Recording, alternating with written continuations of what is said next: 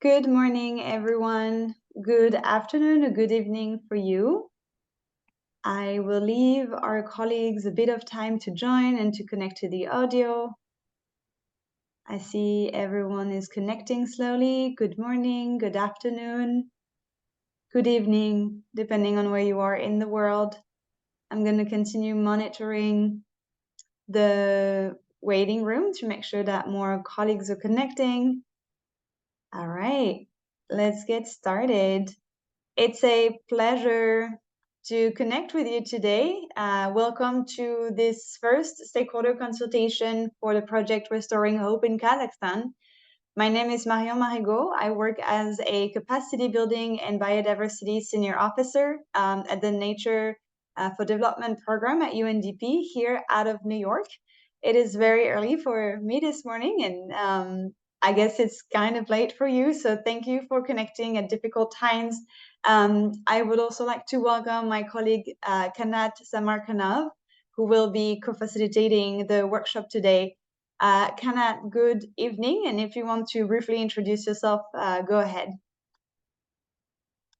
Hello, everyone. So I'm Kanat Samarkanov. I'm a researcher in GIS and cartography. So welcome to this meeting. Good luck, everyone. Thank you for your attendance. Thank you. Wonderful. I see more colleagues have joined, so good afternoon to all of you. And again, we really appreciate everyone's willingness to participate in this virtual format. It's great to see you together, and we're really excited for the workshop today. So before we start, maybe let's go to the next slide. Before we start, I would like to highlight a few key logistics for this workshop so it runs smoothly. First, we have simultaneous interpretation available in Russian and English because some of our presenters are English speakers and then some other Russian speaker. So I would like to thank Ekaterina and Erica, our interpreters, for being with us today. So to activate your interpretation, you can click on the world icon at the bottom of your screen on Zoom and you can choose your preferred language. And I would suggest that you choose one channel and you stick to it throughout the session. So I'm going to leave just a little bit of time and see if everyone is okay with the interpretation. Maybe give me a thumbs up if you can either hear me in English or you have the interpretation in Russian. Let me see. Colleague asking if there is any interpretation. So I think it's available, right? Yeah, exactly. That's what I just said. So if you can maybe repeat what I just said in Russian, Target, that will be helpful.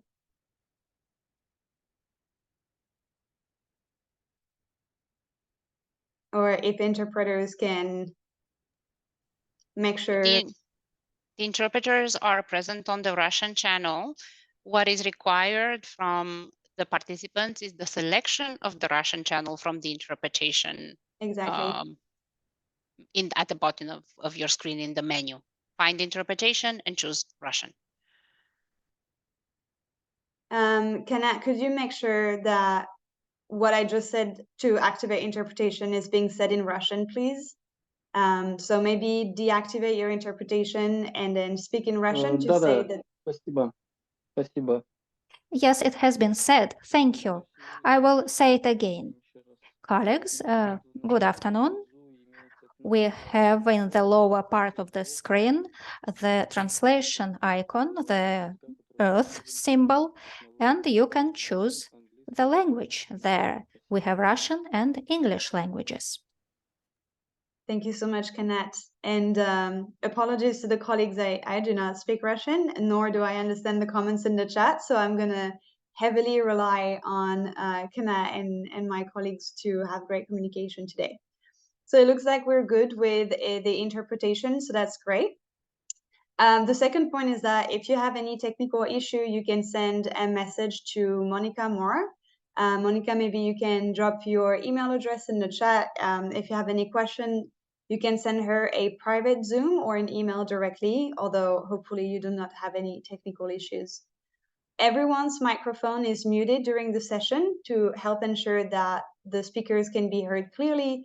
And if you want to ask a question, you can either type your question in the Zoom chat box, and I will address your question during the Q&A sessions, or you can raise your hand virtually in the control panel, and I will open your microphone during the Q&A, and then you can speak directly. And then the last thing is that we have a folder where we're going to put all of the presentations after the session today. So all of the presentations, do not worry, we will share them with you.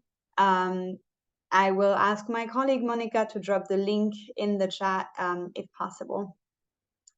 So it looks like we have a big group today. There is almost 50 people connected, which is really great and exciting. Thank you again for this big participation. It's a big group, so it would take too long to introduce everyone one by one. So to make sure that we know who's who and still respect the time we have, I will ask you to rename yourself and introduce yourself in the chat, so that makes it easier to understand who is participating and who is working with us today. So you can do a right click on your name on the list of participants in Zoom, and then you can rename yourself to make sure that your name matches who you are. And feel free to drop a few words, in the chat to say where you work, where you are based, and that will be helpful for other participants to know you. So we have been working on launching this project and preparing this consultation with colleagues from UNDP country office in Kazakhstan for several months now. And as we start the consultations today, we are lucky enough to have the support from the high-level colleagues in Kazakhstan. Before we get into the agenda for the stakeholder consultation today, I am going to ask everyone to turn on their camera. If possible, maybe Monica, you can stop sharing and everyone can turn on their camera to be smiley and we can take one picture. I'm going to ask my colleague to help me with this also to make sure that everyone can appear on the screen. All right, I see a few people turning on their camera. I know it's either very early or very late, but I will count to 3 and I will take a picture. So 1, 2, and 3. All right, thanks everyone. And I see more colleagues are joining us, so thank you, I appreciate that. All right, so to start the workshop officially, I would like to share the microphone with Danir Galimovic Turgambayev. He is the acting chairman of the Committee on Forestry and Wildlife under the Ministry of Ecology and Natural Resources for the Republic of Kazakhstan. So if Danir is here, I will give him the floor. You have the floor, sir. I don't know if he's connected.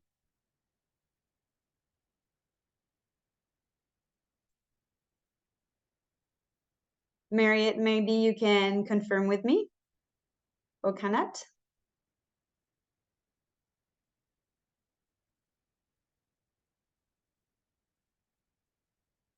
Добрый день, Талгат. Насколько я помню. Hello, Talgat. As far as I remember, there is a presentation or a video recording. No, he was unable. He didn't have time to record a video, but he promised to come and participate. I think he's experiencing some technical problems and will now connect in a short while, but we will need to wait for a little while. That's okay, no problem. So maybe Tagat, Kanat, and Marriott, you keep an eye on the waiting room, especially again, I cannot read most of the names of the colleagues connected today. So if you can help me and please interpret, please stop me, cut me when I'm speaking. If you see that he's connecting, I will definitely give him the floor. But in the meantime, let's move on with the agenda, and then we can come back to him as soon as he is connecting. So that's great. Let's continue with the logistics then, just so I can present a little bit the consultation today, and we'll get back to it. So Monica, we can go back on sharing the screen, slide 3. So again, as I was saying, we are thrilled to have this workshop with you. It's the first workshop that we have for the project Restoring Hope. and we're delighted to have it here in Kazakhstan. So as some of you know, this project is the direct continuation of the project Mapping Nature for People and Planet in Kazakhstan. That project was implemented in 2020 and 2021, and it aimed to work with national stakeholders to identify ELSAs, or Essential Life Support Areas in Kazakhstan, which are recommended areas where nature should be either protected, managed, or restored to help Kazakhstan achieve its national goals in terms of biodiversity, climate change, and sustainable development. So what you see on the screen right now is the final ELSA map for the first ELSA project that we did in Kazakhstan in 2021. And Enrique Paniagua, my colleague, who's a senior policy expert at UNDP, will talk about this project a little bit more in a few minutes. In the end of this ELSA project, our team had implemented the project in 13 countries successfully, with interesting outcome in each. And again, we can talk a little bit more about that later. So today, the project Restoring Hope in Kazakhstan, it's a natural continuation. It's an ELSA plus, let's say, of the excellent work that was already undertaken by Kazakhstan.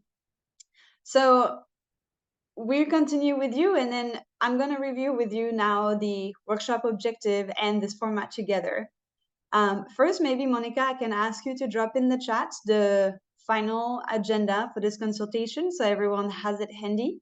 And you can see on the screen the objective for today. The idea is that we can review with you the different, policy, and then we can work together to understand what's the science behind this project, and understand how the systematic conservation planning is helping build this project. The idea and the heart of this session is to present a restoration dossier that we did together with national experts and our science team, that present several maps, including a degradation map and a restoration map. The idea of this session really is to have an exchange rather than us presenting. So we're really counting on your participation and active contribution so that our team can receive the feedback it needs to update and to improve the dossier for Kazakhstan, and being able to produce a second version of it in a couple of months. Let's go to the next slide. This project has two important sessions to consult stakeholders. I know this is not ideal. I know it's easier when we're in person, but in this virtual format, we're trying to keep it as short and concise as possible, and we will have two consultations with you throughout today and the next month. So the first consultation is obviously today, and the second consultation will be hosted in the next couple of weeks. We will coordinate with national colleagues, and we will let you know as early as possible. The idea of the second consultation in a couple of weeks is to present you with a second version of the dossier for restoration, and hopefully get your final feedback and get a final version of this dossier. So the first consultation running today, we will set the vision for our work together. It's important to envision this project not through this consultation only, but through the next one. This is a package that goes together. So as I said, today we're focusing on the vision of the project. We understand why it is relevant in the context of Kazakhstan, and then we have a presentation of this first restoration dossier, and then we have a long feedback session. We really want to make sure that we collect your feedback. The second consultation will happen later in a few weeks. We will let you know when, and we will capture at this moment your final feedback on the second version of the dossier. Again, and because colleagues have joined us a little bit later, we do have a folder where we're going to put and upload every presentation of this consultation. I think Monica, my colleague, is actually dropping the link in the chat. Thank you, Monica. After the consultation today, you can go back to this folder and you will be able to download all of the presentations. I am just controlling, I see there's some microphone open. I'm just gonna mute colleagues. Perfect, thank you, Monica. All right, so back to this workshop and let's look at the agenda for today. We will start by focusing on the vision for Kazakhstan under this project and understand how the project Restoring Hope can contribute to achieving the priorities in the country. And for that, we will have a few presentations, starting with Enrique Paniagua, my colleague from UNDP global team. We will then be followed by a presentation from our colleague, Talga Takanov. It's good to see you, Talga. I'm glad we get to work again together. Talgat is an environmental monitoring expert of the JEF UNDP Government of Kazakhstan project on conservation and forest ecosystem. And he will show how this project supports Kazakhstan's priorities and efforts towards conservation activities. We will then have a dynamic discussions on the expectations that our participants have for this workshop. And then the last part of this session, as I was saying, is maybe the most important and the most interesting. Our team, the global team, will present the first version of the restoration dossier for Kazakhstan with an overview of the dossier and its key elements. And after the presentation, we'll have an in-depth feedback session with national colleagues so that they can make recommendations on how to improve this dossier. This session, the feedback session, is really critical, and we're really counting on the engagement and active participation of our technical partners today on this workshop. Before I turn over to the next presenter, I want to acknowledge our colleagues that made this workshop possible. So thank you very much to UNDP Country Office in Kazakhstan. They've been working closely with us to start this project and have this consultation. So thank you so much. And we're also delighted to work with the Committee for Forestry and Wildlife in Kazakhstan. And thank you for your support in this project and the vision and continuing the great work that we did together for the ELSA project. Of course, I would like also to thank our colleagues from the Secretariat of the Convention on Biological Diversity who enabled us through funding to undertake this project. All right, so Enrique, before I turn over to you, I am going to see if our colleague has arrived. I'm doing a check with you to see if Daniar is here or not yet.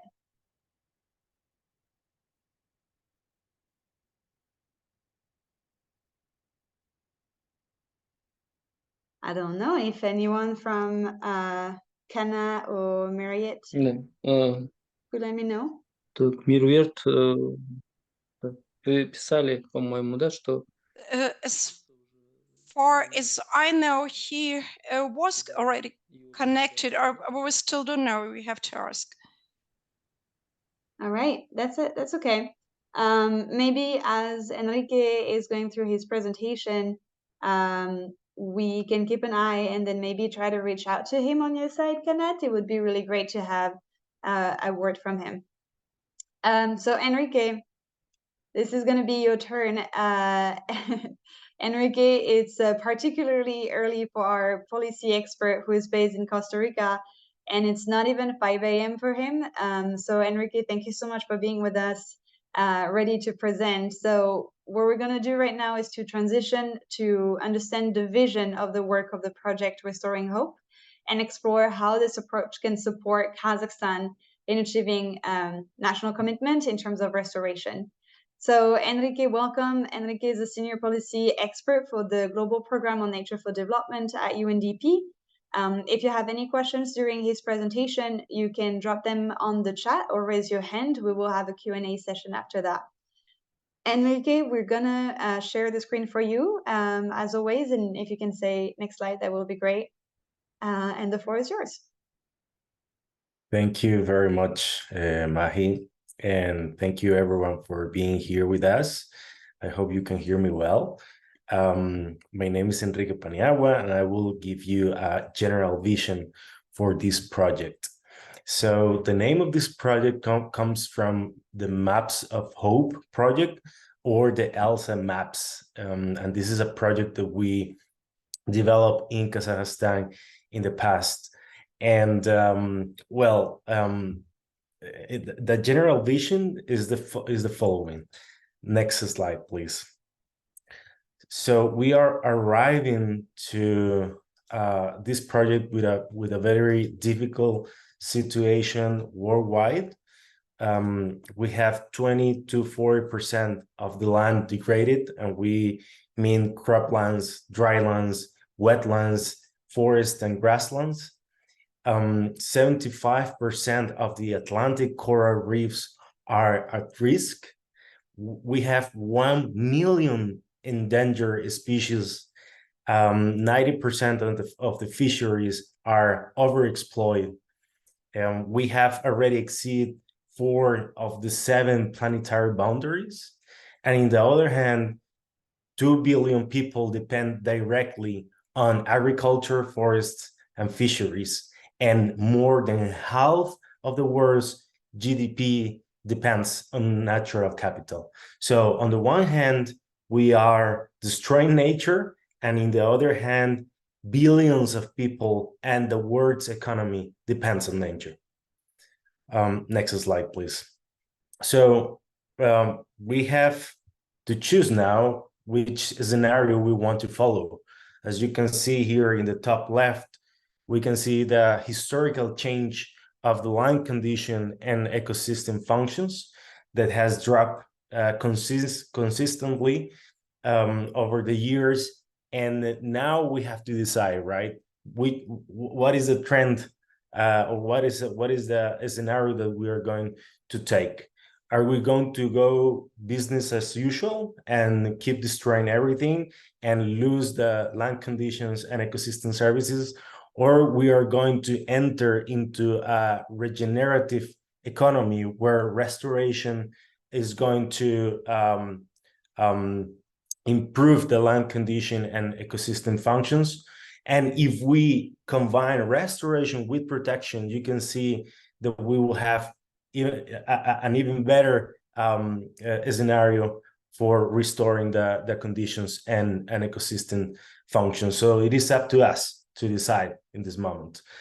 And we have no reason actually to not act in accordance to these last 2 scenarios, as each $1 invested in restoration, in restoring degraded areas, produce between $7 to $30, and a regenerative restoration economy yields annual returns of between $125 to $140 trillion.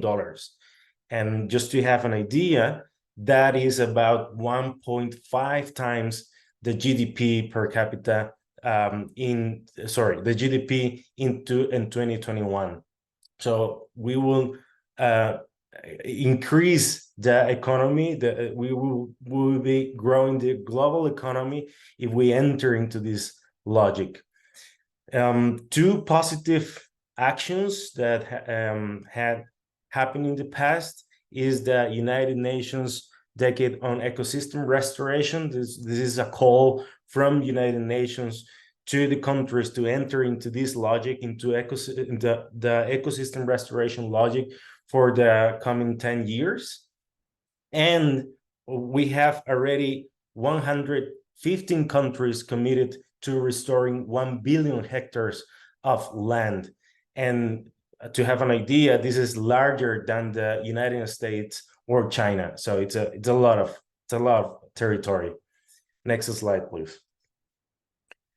So this is how we arrived to this project. We are developing this project with the Convention on Biological Diversity, and the aim is to collaborate in the efforts to achieve the target 2 of the Global Biodiversity Framework. This target 2 is on restoration, is restoring 30% of the ecosystems at global level. And the specific objective of this project is to help countries optimize their restoration targets through geospatial information and public policy analysis. We are collaborating with the Convention to combat desertification, and these in the right are the 3 pillars of our work. We have GBF Target 2 on restoration. We have UNCCD's Strategic Objective 1 that has an element of ecosystem restoration, and of course, the national restoration policies in Kazakhstan. Next slide, please. Moni, if you can help me with the next slide. Thank you. So the pilot countries, we have 5 pilot countries. Kazakhstan is one of those. The others are Chile, Ecuador, Colombia, and South Africa. So we have a wide diversity. Next slide, please. And as Mahi and I mentioned before, we are building on the Maps of Hope or Mapping Essential Life area support areas project, and this project has like 5 different stages where we first generate a national vision, identify opportunities, then we co-create the maps, and then we mainstream the project results throughout different policies and projects. So we have a very comprehensive methodology behind this, and we are building on this to develop this project. Next slide. And as you can see here, we have developed already this map on the and this is the ELSA map reflecting the areas for protection, management, and restoration in Kazakhstan. And now we are doing an iteration of this methodology focusing on restoration. We want to improve the work that we have done on restoration. We are adding new features, new data layers, and this is the project that we are developing together in this moment. Next slide. Just to say thank you, Plasiva, for being here and for participating. Thank you so much, Enrique, for this great presentation to set up the vision of this project. I am going to turn over colleagues and see if there are any questions for Enrique. As always, you can either type your question on the chat or raise your hand. Kanat, I'm going to ask you to help me with what's in the chat and the comments. Perfect. So are there any questions or any comments at this stage? I'm looking at the chat. I don't think there's any question. I'll just give a few more minutes. Пока тоже не увидел. Пока не видно вопросов. No questions yet. Okay. Colleagues, please, if you have any questions, please type them into the chat.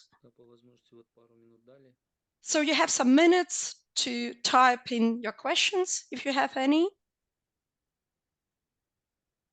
And there will be definitely other sessions for Q&A. No problem. If you have a question coming later, you can keep it and then we'll take it. But at this stage, I don't think there is any questions.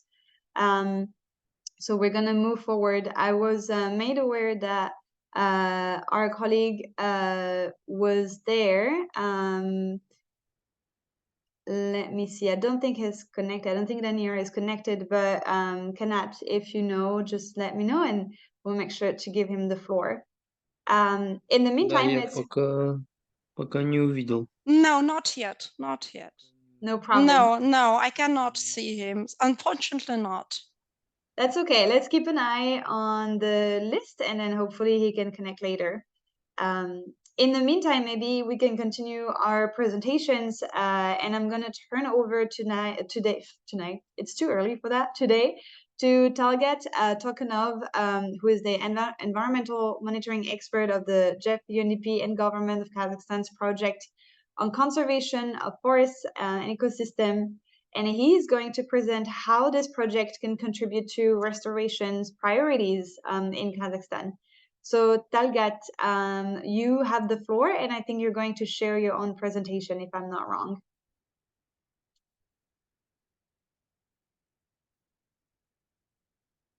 We can see your screen. and you just need to unmute yourself because we cannot hear you. Спасибо. Спасибо, Marion. Thank you, Marian. Good afternoon, good morning, colleagues, participants of the workshop. I'm glad to see you again. Thank you very much for the possibility to talk here with my presentation about how the project Restoring Hope in Kazakhstan will support the priority tasks in restoring of ecosystems in Kazakhstan. I hope you can see my presentation. Thank you. So first of all, I would like to give you a short overview about Kazakhstan. The territory of Kazakhstan, it's a very big country. So the 9th country in the world. The territory is very big, but the population is only about 20 million persons. So the density of the population is just 7.5 persons per square kilometer. Kazakhstan has a unique set of ecosystems. There are some ecosystems of some forests, some deserts, some different kind of deserts, forests, rivers, and a lot of grasslands.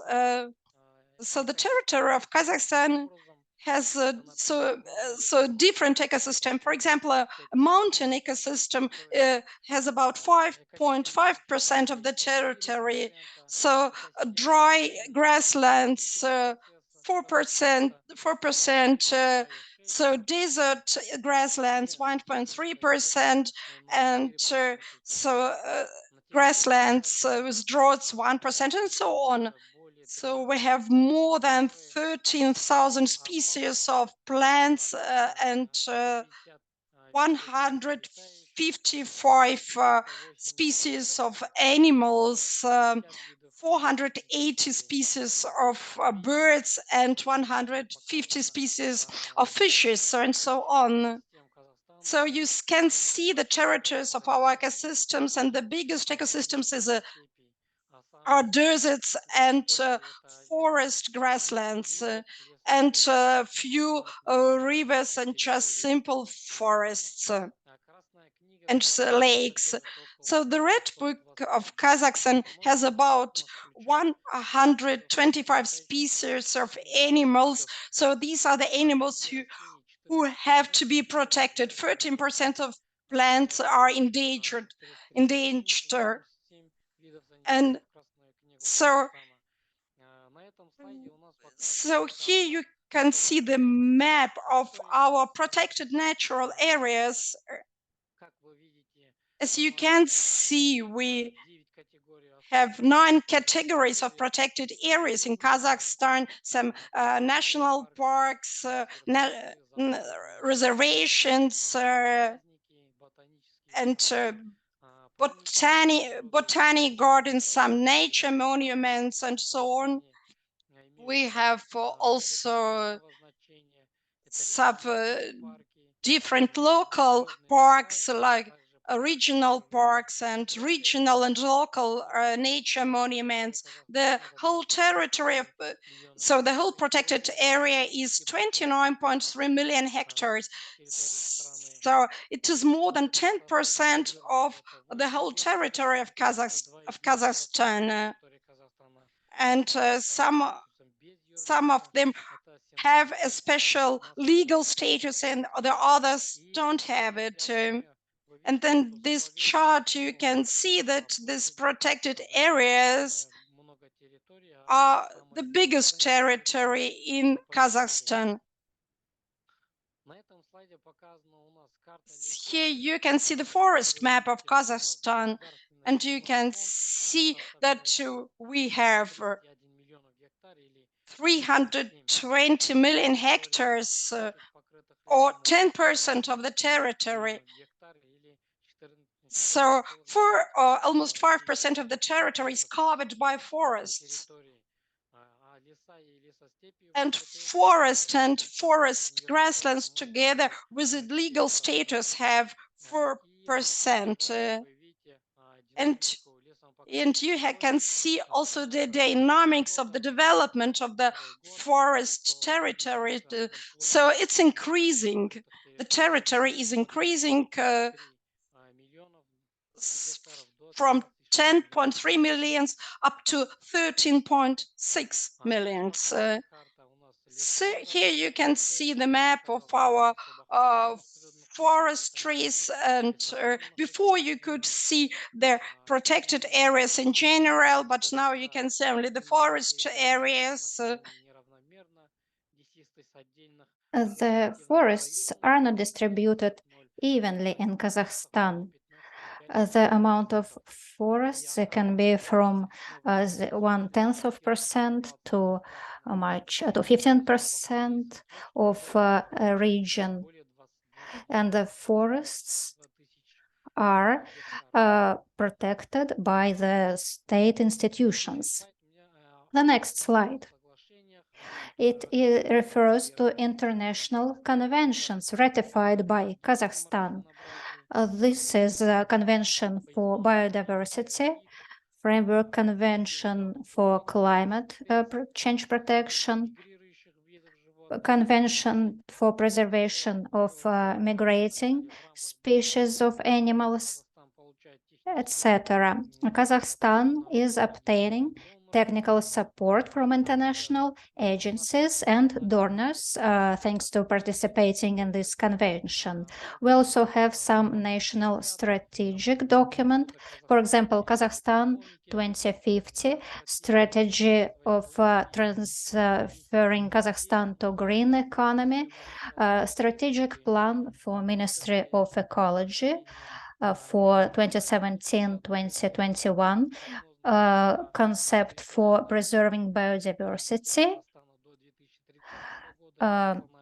provision plan for special development of Kazakhstan until 2030. These strategies help us to implement different programs and projects in Kazakhstan. The legal framework is the Ecology, Nature Protection Code, Land Code, Tax Law, Law for Protection of Wildlife, Law for Protection of Special Protected Natural Areas. Those are national strategical documents, international conventions, and legal framework. Some of them were developed this year, and they're all enlisted here on this slide.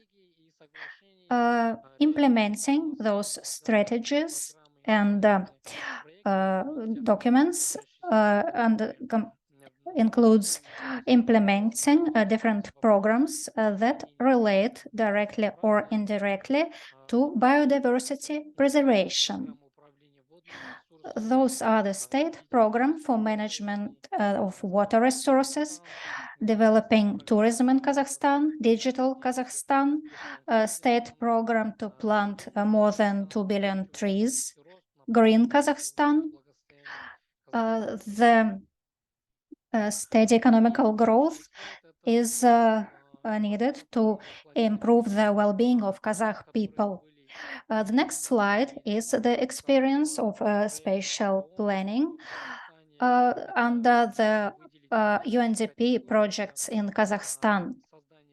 This includes cartography, creating maps for ecosystems for pilot special protected nature areas, creating maps of special protected areas of Kazakhstan, of the maps that have a huge environmental value, with the 5 examples of pilot projects, provision maps for climate change in Kazakhstan, and also there are maps included in the 6th National Report for Biodiversity in Kazakhstan.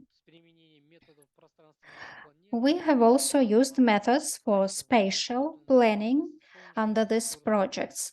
So we've created maps for sunlight resources, maps for winds, and maps for distribution of biological infections in special protected areas, maps for functional division for using lands, and special planning for 10 regions in Kazakhstan, maps for waters and quicksands, and maps for desertification of territories. You can see some examples of those maps on the slide.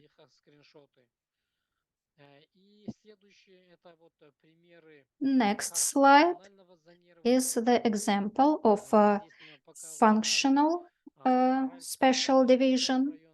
Those are maps of Aral and Kazalin region, map for functional division of Almaty region, and other maps, including the Aral Sea. Green and yellow indicate the areas where the Saksaul have a good implementation rate, and red are areas where Saksaul could not survive. So there are also books of maps. Every book contains more than 6 special types of cards. To create those maps, we used the methods obtained during ELSA project implementation. Also, we see the examples of maps created using the methods of spatial planning. It's maps of droughts of Kazakhstan, maps of desertification, maps for special protected areas, map for influence of agriculture on desertification, and others. Maps elaborated under the 6th national report were published on GeoPortal of UNDP. This is the map of forests, map of degradation of landscapes, map of desertification and soil degradation. This is our ELSA map for the period 2020-21. Here we can see the biodiversity territories that need restoration or protection, or intensifying the measures or management of ecosystems. Thus, we have revealed the priority areas for environmental action. Those maps are published on unbiodiversitylab.org. We have created teaching materials and implemented some learning events. Restoring hope is very important for Kazakhstan. It is needed to support countries in optimization of defining priorities by collecting geospatial and political data for recuperation of ecosystems. We expect to determine the state and monitor biodiversity.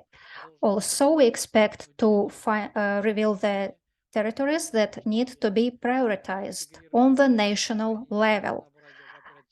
We also want to integrate the restoration in the activity under other economy fields.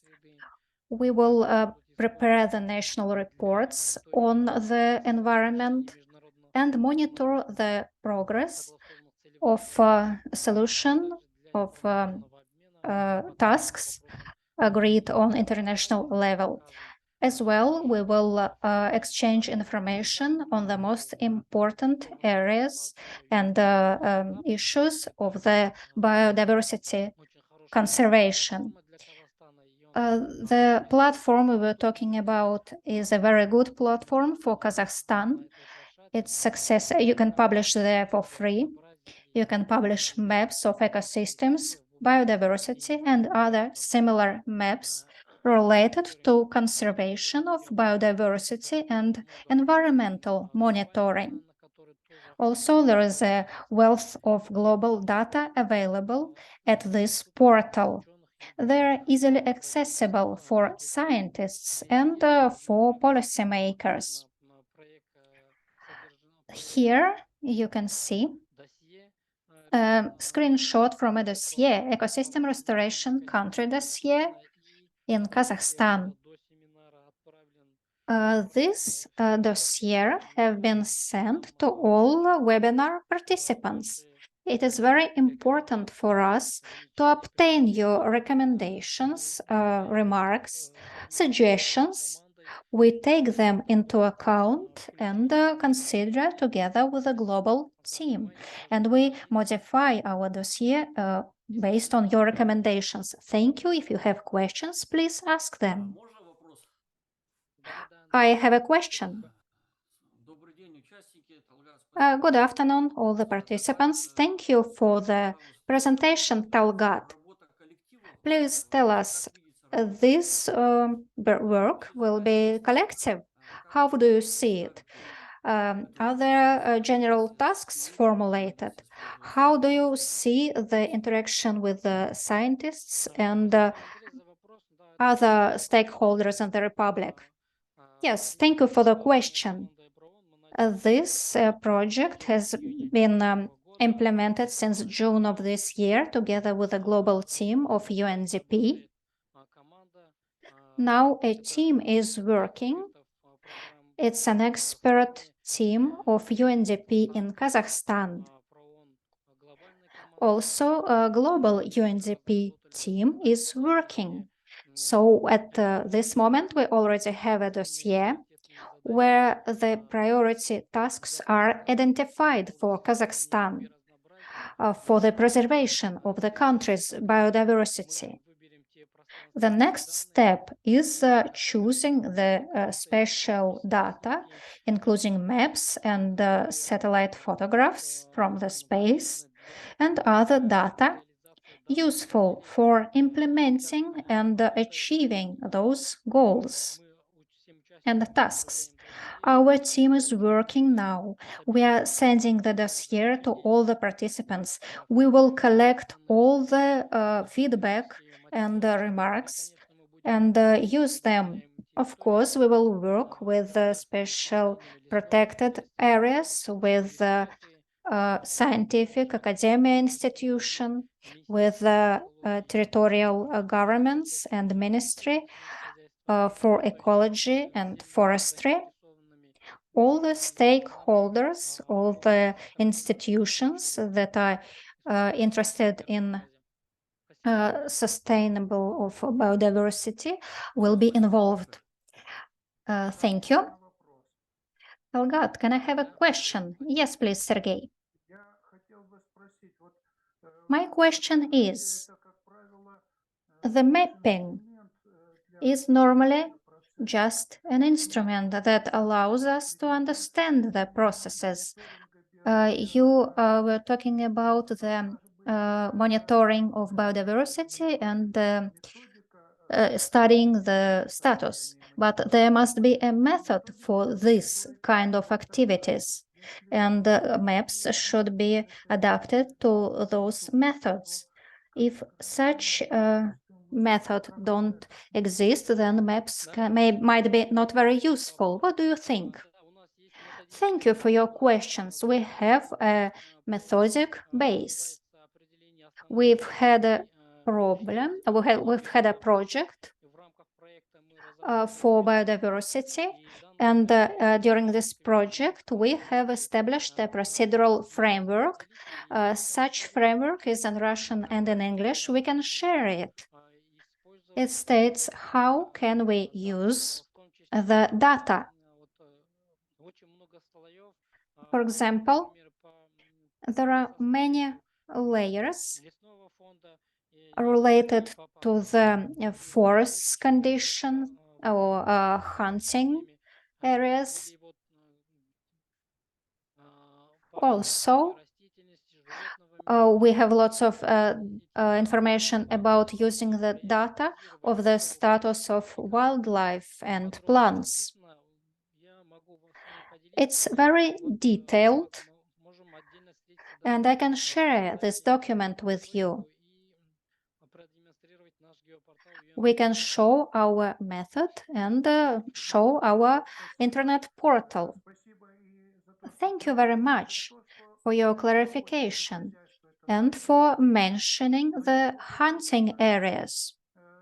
I would like to say that global cartography for these issues, we would need two maps, the zoogeographical division and the hunting areas division in Kazakhstan, because inventarization and analysis of species is impossible without such maps. And the hunting areas map would give us understanding of the economic status of the hunting areas. Yeah, I think this should be added. Thank you, Sergey Vladimirovich. We will take into account your suggestion. Thank you, colleagues. Marion, I have finished. Please continue. Thank you so much, Talgat. This is a really great presentation. It's very informative for us, and thank you to the colleagues who were asking questions after that. It's super helpful. Just before I continue, I just wanted to mention that there was some back and forth on the chat on whether we can share the presentation. So yes, as I mentioned, we shared with you a folder. It is empty for now. It's because we're going to collect all of the presentation and then put them in this folder. You will all receive an email with the link of the folder with the presentations in it. So do not worry. And I see Kanat has also put that message in Russian in the chat. So we should be good here. Tagat, thank you so much again for your presentation. Let's move on to the next little exercise for this workshop. This next, yes. I can hear. Еще один вопрос тут, I Мариан. have another question. Yeah.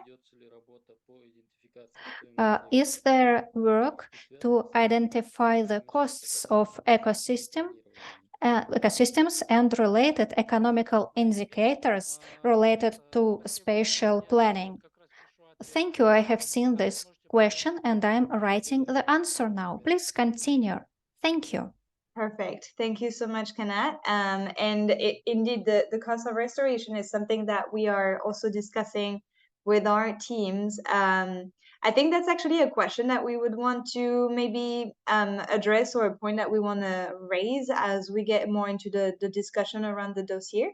So I may save this question for a little bit later, and we can continue.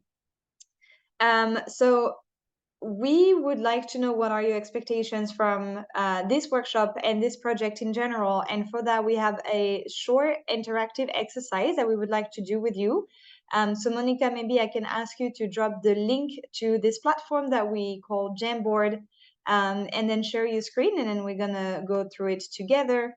Kanat, I'm gonna heavily rely on you for monitoring the discussions and the comments.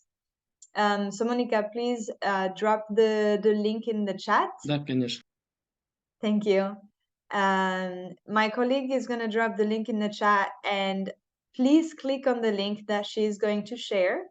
I don't know if Monica, you are okay. Can you hear me? I'm just going to drop the link myself. Here we go.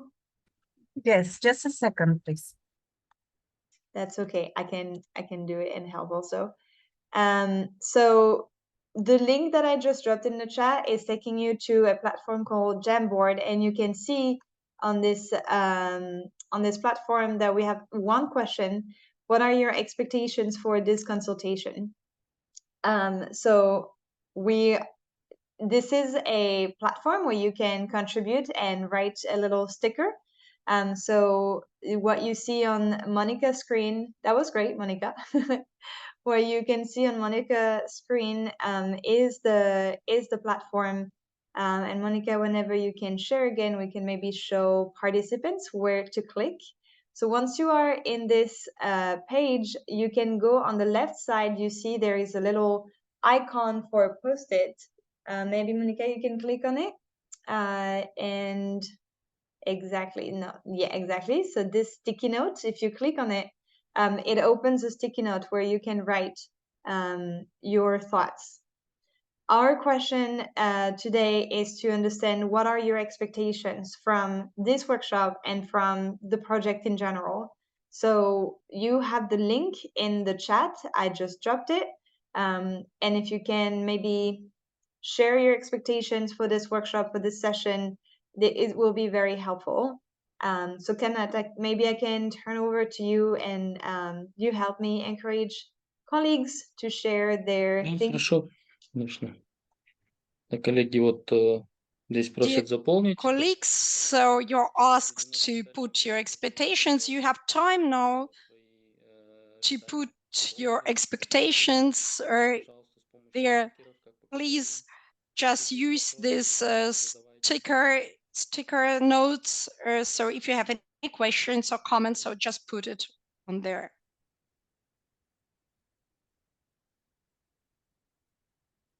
So I just dropped, for instance, I dropped one post-it, one sticky note.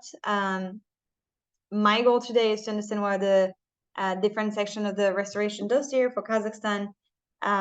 Colleagues in Kazakhstan, let us know what are your expectations for today's workshop. I see, perfect. So maybe that's when I turn over to you, Kana, and you can let us know what's on the sticky note. Да, хорошо, спасибо. Вот Okay, thank you. I'm just writing it now. So my expectation is a contribution in restoring and conservation of biodiversity in Kazakhstan. So, and that we could publish it. So no, it's not possible to see it, unfortunately. Oh, sorry. It's strange. I think I'm gonna, yeah, there you go. I think it's just appearing now. Спасибо. Thank you. Коллеги, давайте чуть поактивнее. Colleagues, just be more active.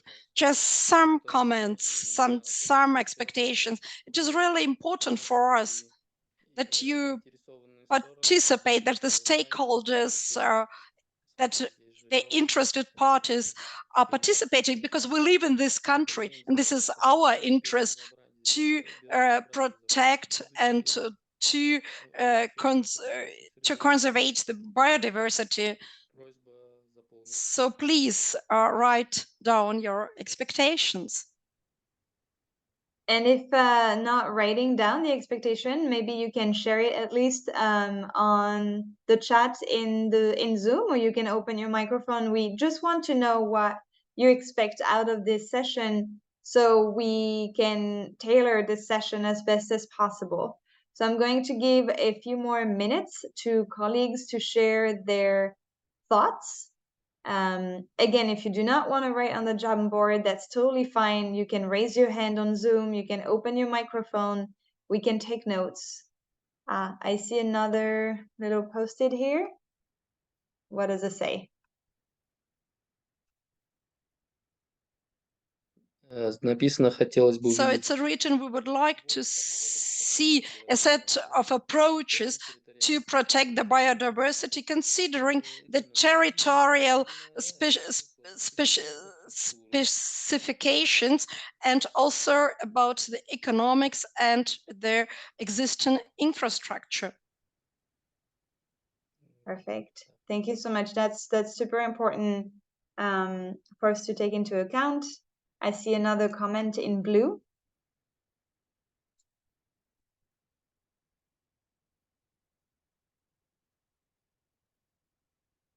Can you read that one, the latest in blue that is on the screen?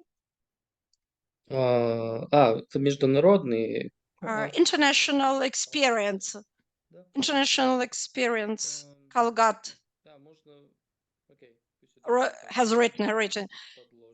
Just without this possibility of stickers, just international experience. How can we use the outcomes after the work is done? That's a question.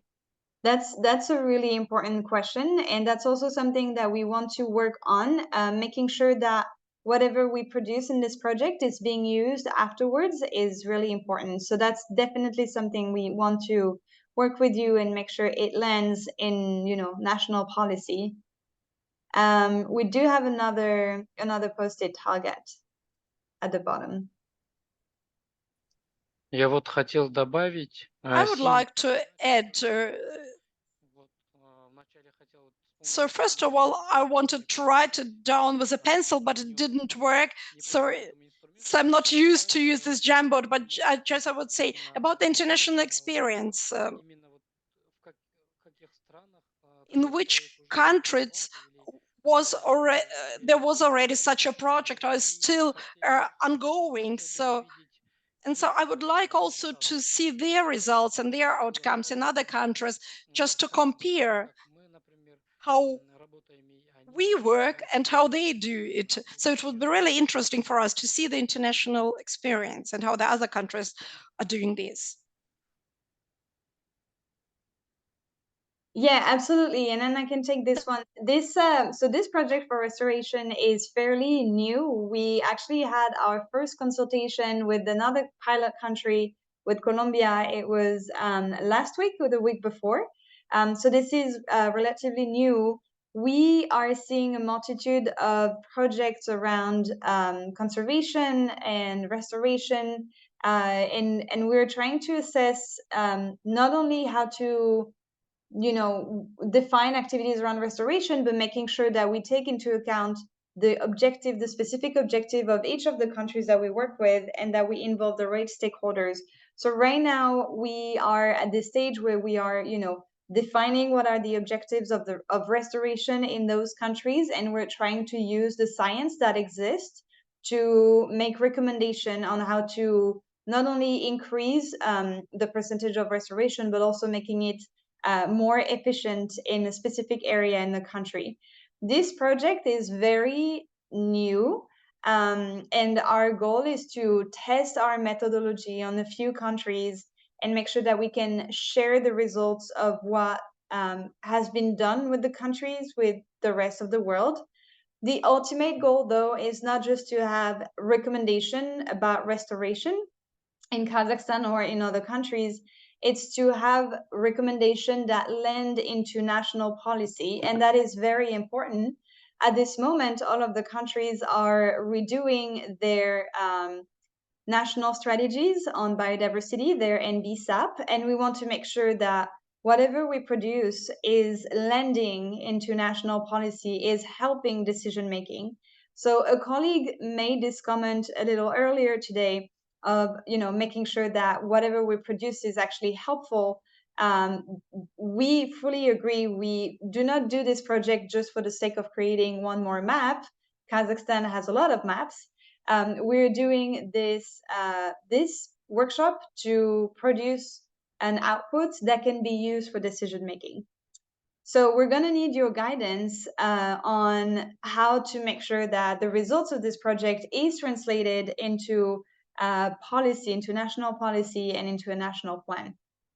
That's where we are right now with most of our countries that we work with, and we really look forward to being there with Kazakhstan and see how, you know, what scientists and technical experts produce is guiding decision making.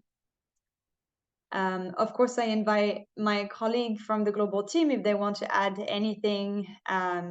Dee or Enrique, feel free to jump in. I see we have more comments on the Jamboard. Kenna, you want to read them? А, Сейчас тоже. давайте зачитаем. Yes, indeed. Например, подходы к оценке So the approaches to the assessment of the biological specifics and characteristics of the landscapes.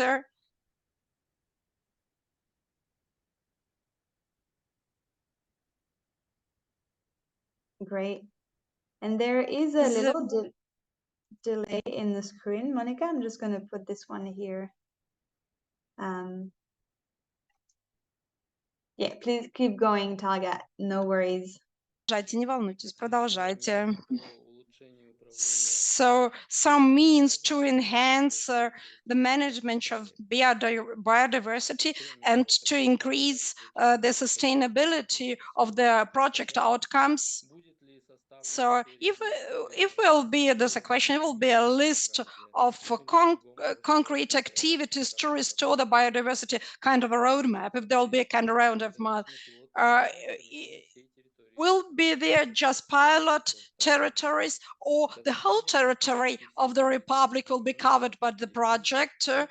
In Kazakhstan, all the lands are degraded, more or less. Will be there any methods or events to restore the degradation of the lands? Will be there any complex approach in recommendations for restoring of ecosystems? Thank you so much for your question. And I think my colleague Dee or Scott or Enrique might jump in here. This is a question about the roadmap and the activities that we will do after. We have this dossier. I think a lot of the answers you were looking for are actually going to be discussed in the next presentation about the dossier and what we can do with the dossier. In terms of the coverage of the map for restoration, in terms of articulation with the territory and the activities. So unless my colleague Enrique or Dee or Scott, that I think everyone is online right now, would want to jump in, I'm gonna hold on to your question for a little longer, and then we can address it after the presentation on the dossier. But so Enrique, I see your thumbs up. I don't know, Dee or Scott, if you want to jump in. I see Dee, you have a thumbs up too, so I think we're in agreement here. I want to keep us moving, and I see that there are more content coming in on the Jamboard, so that's really great. Thank you for participating actively. I'm going to stop sharing the screen, and I would like us to move on to the heart of this consultation today, which is actually talking about this dossier. So we've mentioned it, we have a first version of the restoration dossier, and we would like to introduce it to you. This dossier was put together mid-August and was shared with the national counterparts a little bit later. So before we go further, I would like to see, and I'm going to try to launch a poll. I would like to see who has seen the dossier. So you should see a poll on your screen right now. Please answer if you have seen the dossier and if you had time to read it. If you didn't have time to read it, it's okay. No, I'm not blaming anyone. I just want to know how many approximately have seen the dossier versus have not seen. So I see there are 3 votes right now. Please go back on your screen in Zoom and let me know if you have seen the dossier or not, just so I have an idea. So I'm giving a few more seconds. To national colleagues, please stay with us and go back to Zoom. And please let me know if you have seen the dossier or not. You can vote using the yes or no option on your screen. I only have 3 votes right now, and we're almost Как 40 голосовать? people. Yes, go for it. Да, коллеги, у кого-то есть вопросы? Да. Colleagues, do you have any questions about the poll? Because now you have to vote.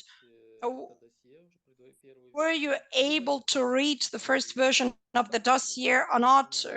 So you you had a kind of poll where you could automatically vote. But Marian, they cannot see it on the screen now. That's a problem. Interesting. Interesting. Maybe this is the results that we have so far. So maybe we can relaunch the poll. All right, let's try this. I would just want to have an idea of who has. I see a lot of. Okay, I see some votes coming in now. Maybe this is working better. Okay. It looks like it might be working better. Коллеги, у вас, наверное, должно было открыться автоматическое окно. So now you should see the automatic window with a question. Did you have time to read the first version of the restoration dossier or not? So please answer with yes or no. Perfect. Okay, and then we don't need necessarily to spend too much time on this. I just wanted to have an idea, and it looks like in general the colleagues haven't had time to read the dossier in detail. So Enrique, whenever we present this dossier, maybe just keep in mind that this is fairly new for everyone, and we go slow and we take our time. So with our effort, between UNDP and the Convention on Biological Diversity, this dossier, this restoration dossier for Kazakhstan, has been prepared to test a new approach that aims to document and make available a compilation of experiences for prioritizing terrestrial areas for restoration as derived from various intergovernmental and international frameworks. So this dossier aims to help countries, and in this case, Kazakhstan, to optimize restoration policy targets and terrestrial areas with consideration to biodiversity, climate change, and land degradation. And it aims to generate a dialogue and a sustained collaboration between stakeholders of the three conventions, the Rio Convention, and all the key partners around, restoration priority actions and activities. And we're trying to have a basis for developing a national restoration plan that could be used for several areas and several projects in the program. So that's what I was explaining. We're really hoping that this dossier is an output that can guide decision-making rather than being just a dossier that is never used. So the next round of presentations are going to focus on the dossier. We will have an overview of the dossier. We will dive into the key elements of the dossier. That includes the policy analysis, the mapping section, and the different maps that we prepared. And after a short break, we'll have an in-depth feedback session where you can provide feedback on the dossier and on the data sets that are being used. So for this next section, focusing on the dossier, I'm going to work with a couple of my colleagues, Enrique, Scott, Dee, and Oscar. Will all present you some elements of the dossier, and without waiting longer, Enrique, I'm going to turn over to you so you can please talk about the dossier in general and especially the policy aspect. So Enrique, over to you. Thank you, Mahi. I don't know if Monica can help me sharing this. Thank you, Monica. So this is a very quick overview of the structure of the dossier. For those of you that haven't had time to go through it, it is divided in two main parts. The first one is an overview of ecosystem restoration in Kazakhstan. And there are three elements there: the ecosystem restoration governance, the challenges of ecosystem restoration, and the public policy priorities. So we want to offer wide vision of the ecosystem restoration in the country, and then identify what are the policy priorities for Kazakhstan, as we are developing the following section to help the implementation of these policy priorities. And the second block is the mapping of these areas, the areas for ecosystem restoration. We have an analysis on the current state, the opportunities for restoration, potential benefits, climate change and restoration, and finally, the restoration priorities for Kazakhstan. We will be able to dive on each of these subsections in the following exercises. I just want to give you, as we want to focus more in this second part, we need your feedback mostly in this second part. I will go very quick on the public policy analysis so that you can have an idea of what is there in the dossier. But then we will jump immediately into the second part of the dossier. The following slide, please, Moni.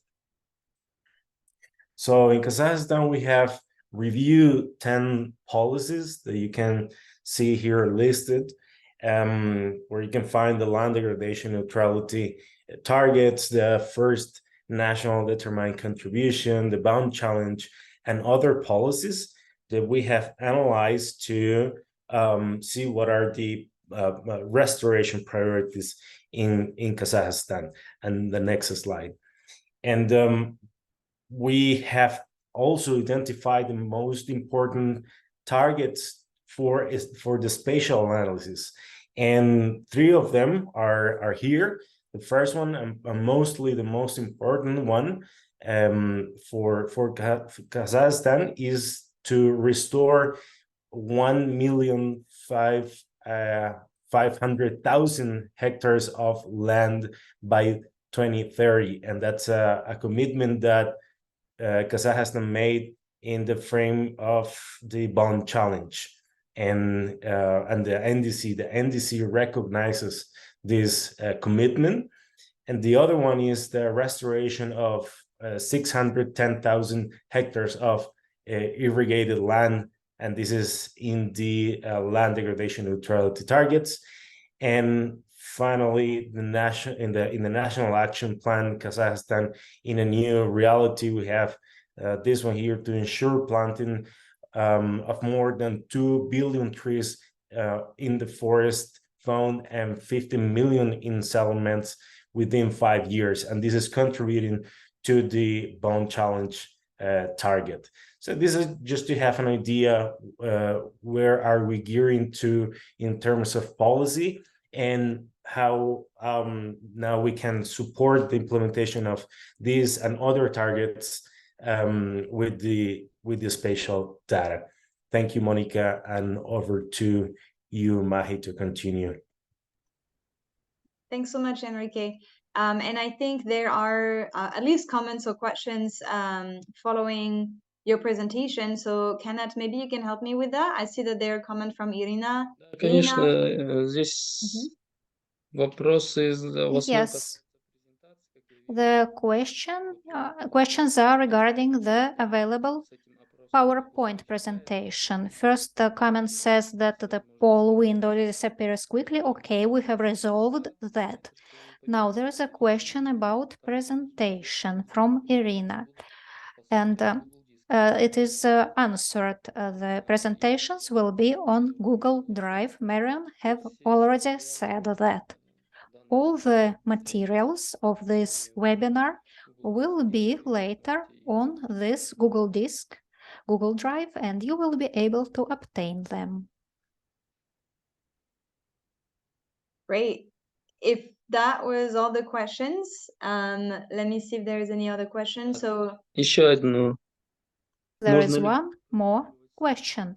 Can you send us the link again? Yes, of course. So the link I just dropped in the chat, it is empty for now. We will add the presentation after the session. You will receive this link over email again, so do not worry about that. It's more important to be focused during the presentations and ask questions to our expert directly. So Enrique, thank you so much for your presentation. I'm going to turn over now to Oscar and the science team for more content on the science behind the dossier. So Oscar is going to explain the overall logic and the scientific logic for using spatial data to produce the ecosystem restoration dossier in Kazakhstan. So Oscar lives on the west coast of the United States, so it's 4 a.m. for him right now. So he made a recording. We're gonna play the recording and we're gonna pass his slide in Russian. So Monica, whenever you are ready for that, feel free to share your screen.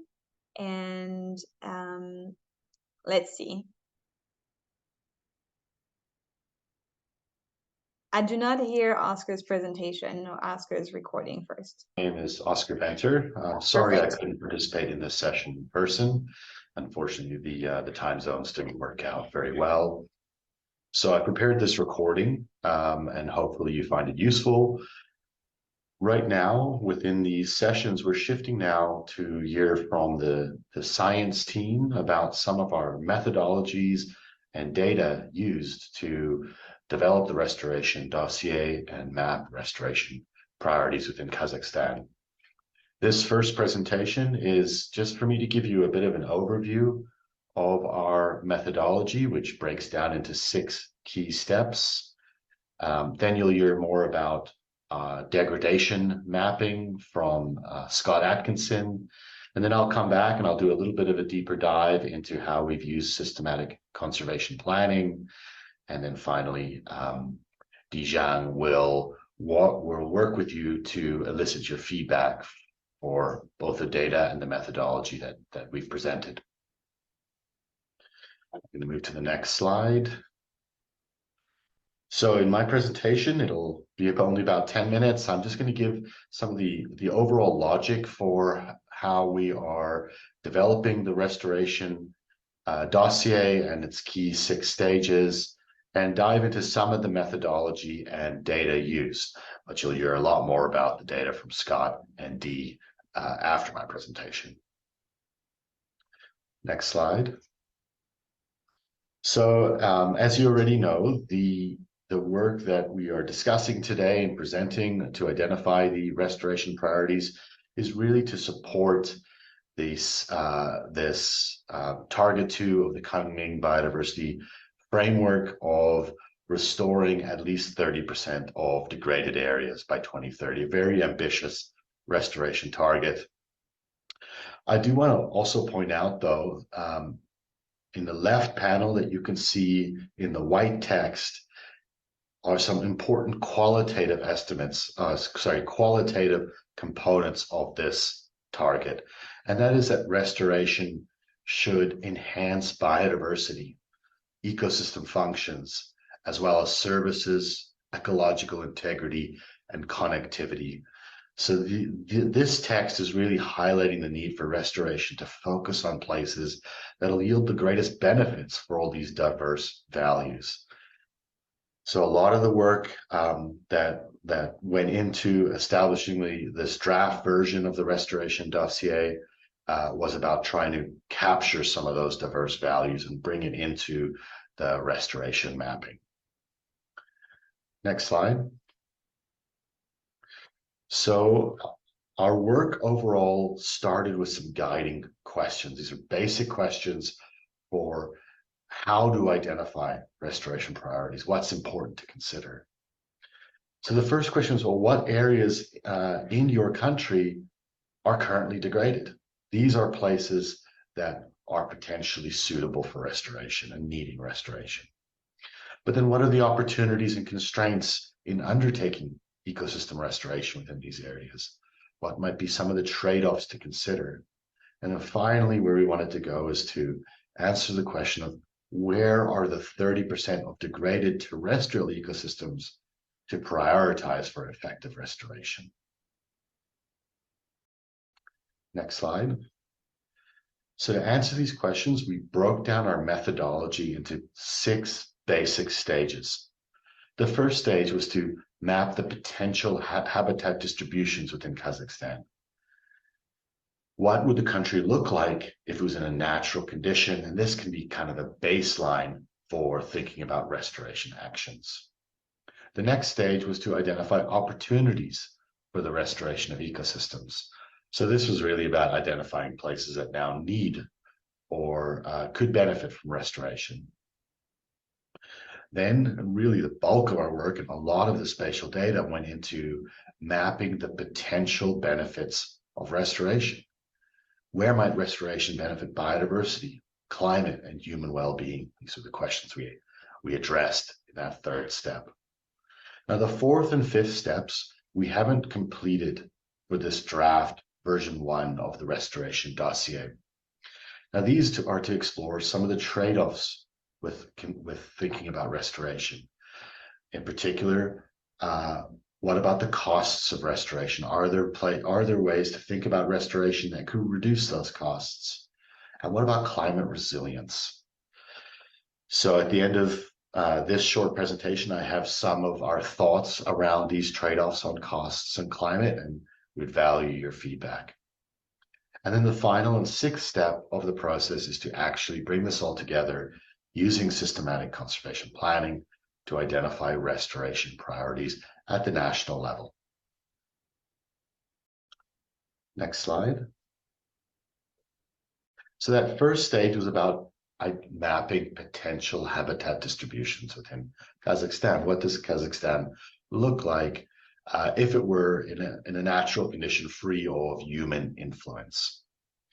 And the reason we do this is to kind of set a baseline for habitat condition within the country, as well as to understand what form of restoration could be pursued across the country.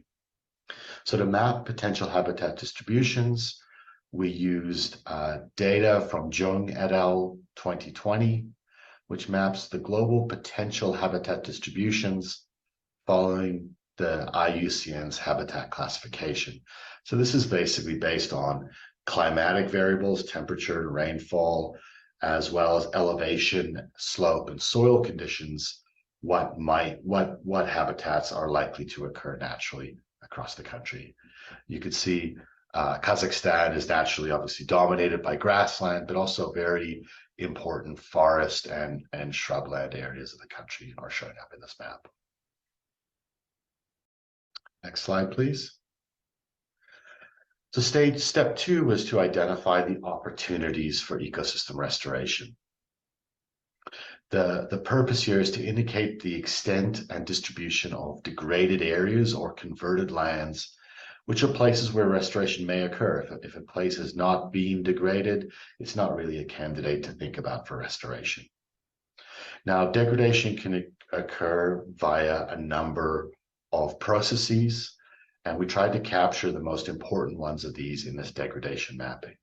This includes reduced land productivity, potentially because of soil condition or climatic variables, leading to a reduction in productivity, land use change to agriculture and urban areas, as well as other elements of human influence, such as roads and infrastructure that can degrade natural habitats. There's a lot of work and thinking that went into this degradation mapping.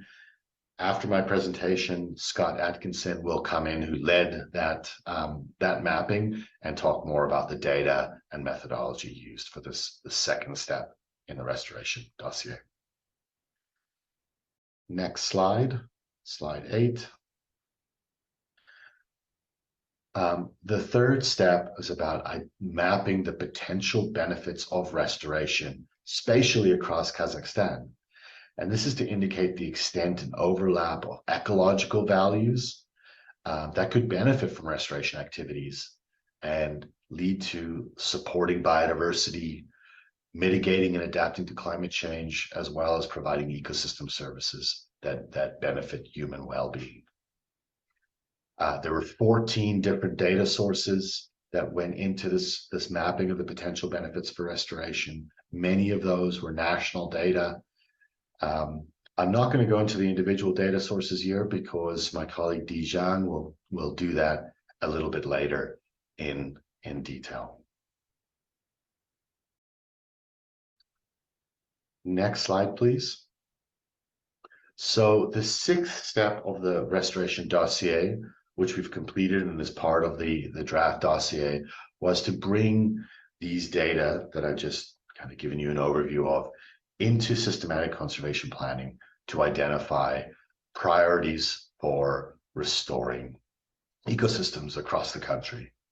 I'll talk a little bit more about our draft version for this after Scott talks. So I just wanted to kind of just show you where we end up in the dossier, which is this priorities for restoration map. Next slide, please.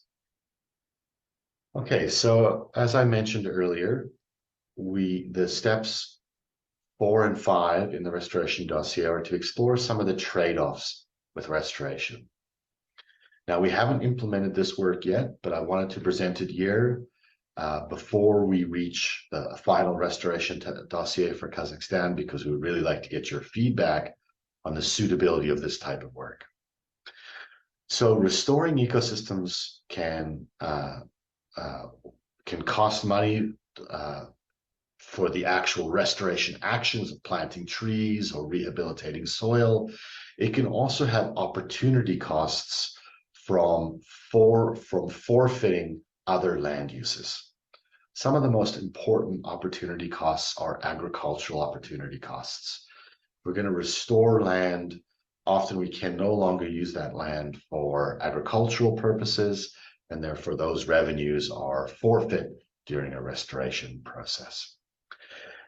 We have data that maps agricultural suitability across Kazakhstan. It gives us an idea of where in Kazakhstan is most suitable and most productive for growing crops.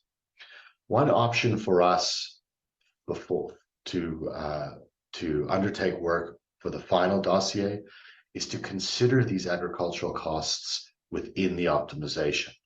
So to identify restoration priorities across the country that serve to minimize agricultural opportunity costs. And this might be something that you would want us to do if you felt it more feasible to pursue restoration if it didn't conflict with agriculturally productive areas. So I have a question for you here, and my colleagues will record any feedback you might have, but just this question of should we run an optimization that serves to minimize agricultural opportunity costs when identifying the restoration priorities within the dossier.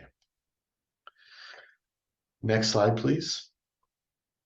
So step 5, which is similar to the agricultural costs, we haven't yet performed the work, but we have a proposal to consider potential climate risks.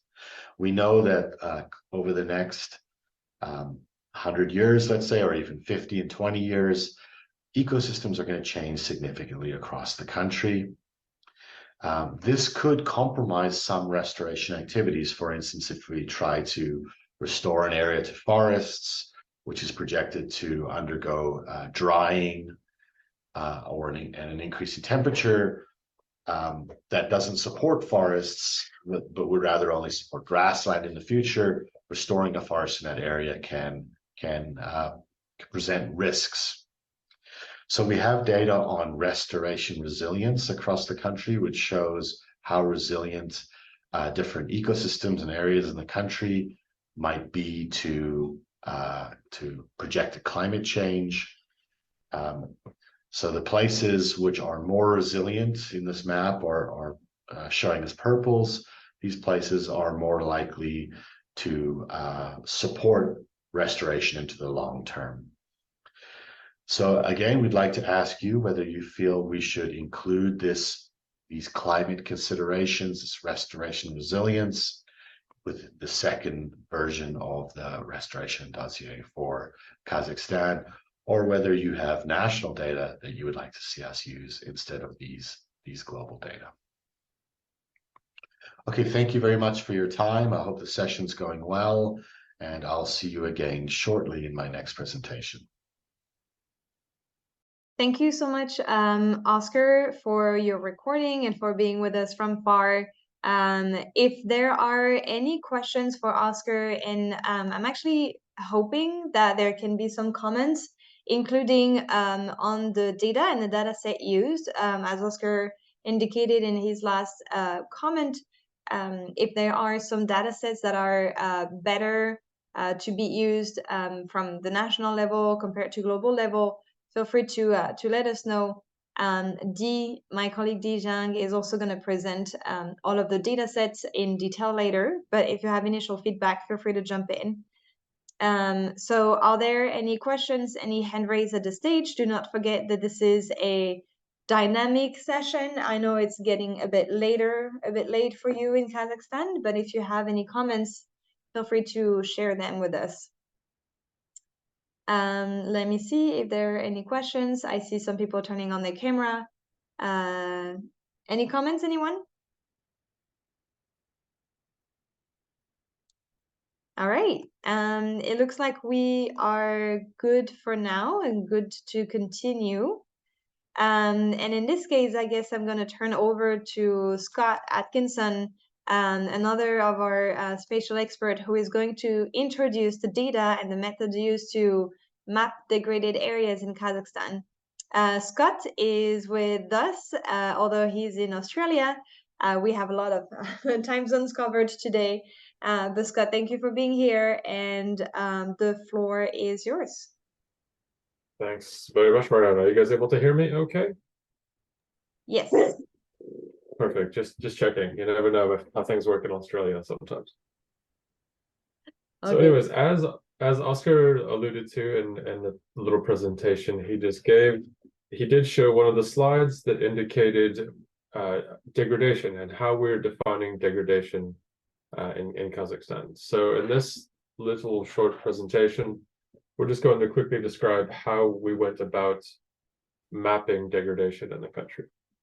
And it's important to remember when we're talking about mapping degradation, we're doing that specifically to identify areas that we can then implement restoration actions, because we only want to think about restoring areas that are in some degraded state.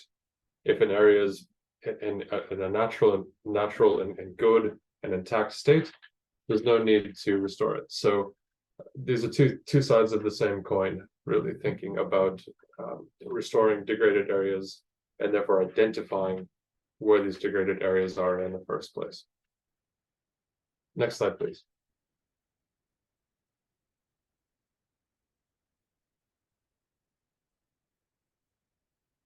All right, thanks so much. Sorry, a little delay on my screen.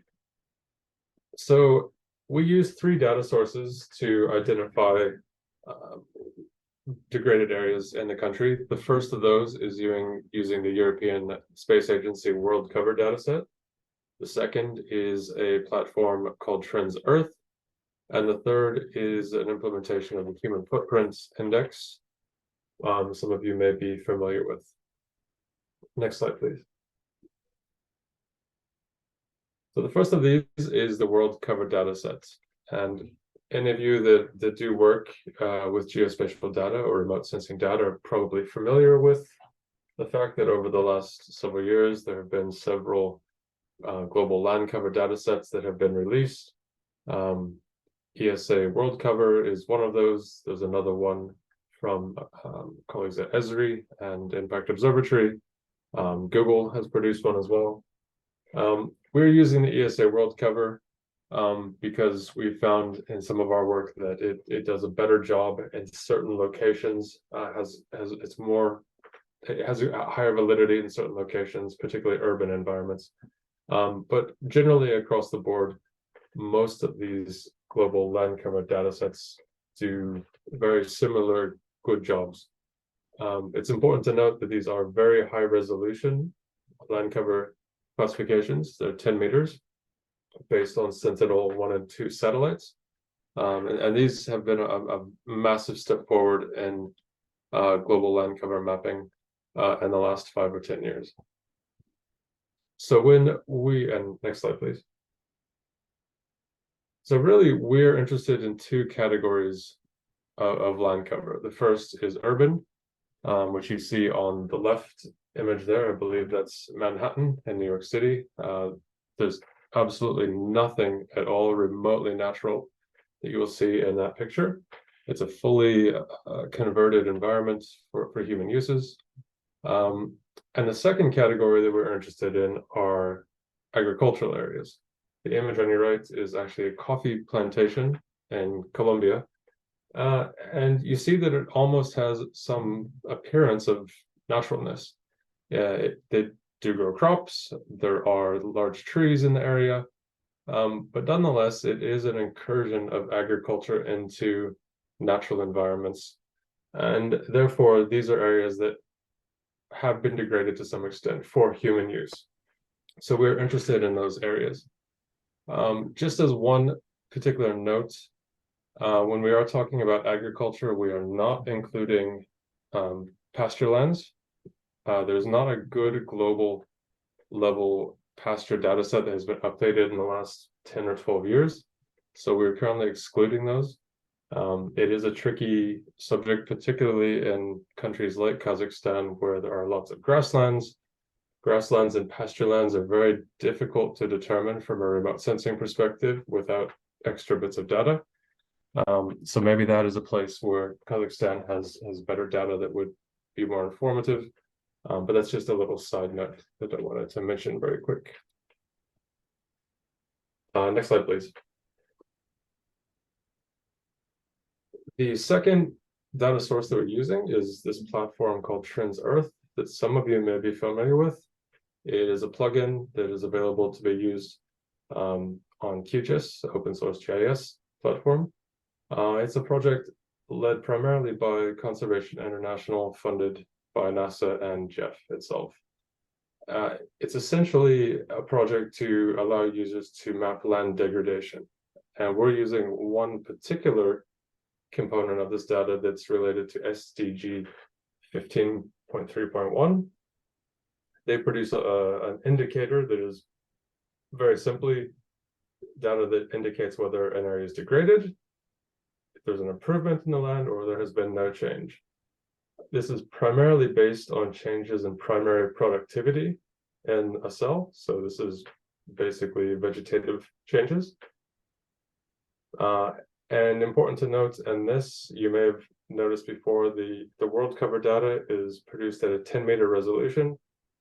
TransEarth is at 250-meter resolution. So it's a little bit more coarse, but it's still fairly high resolution.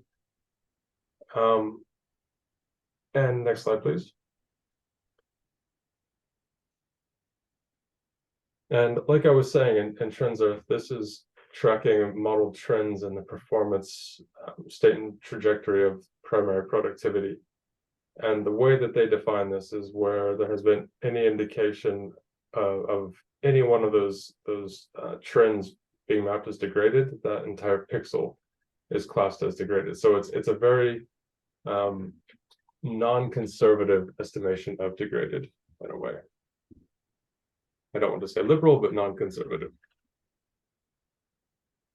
Next slide, please.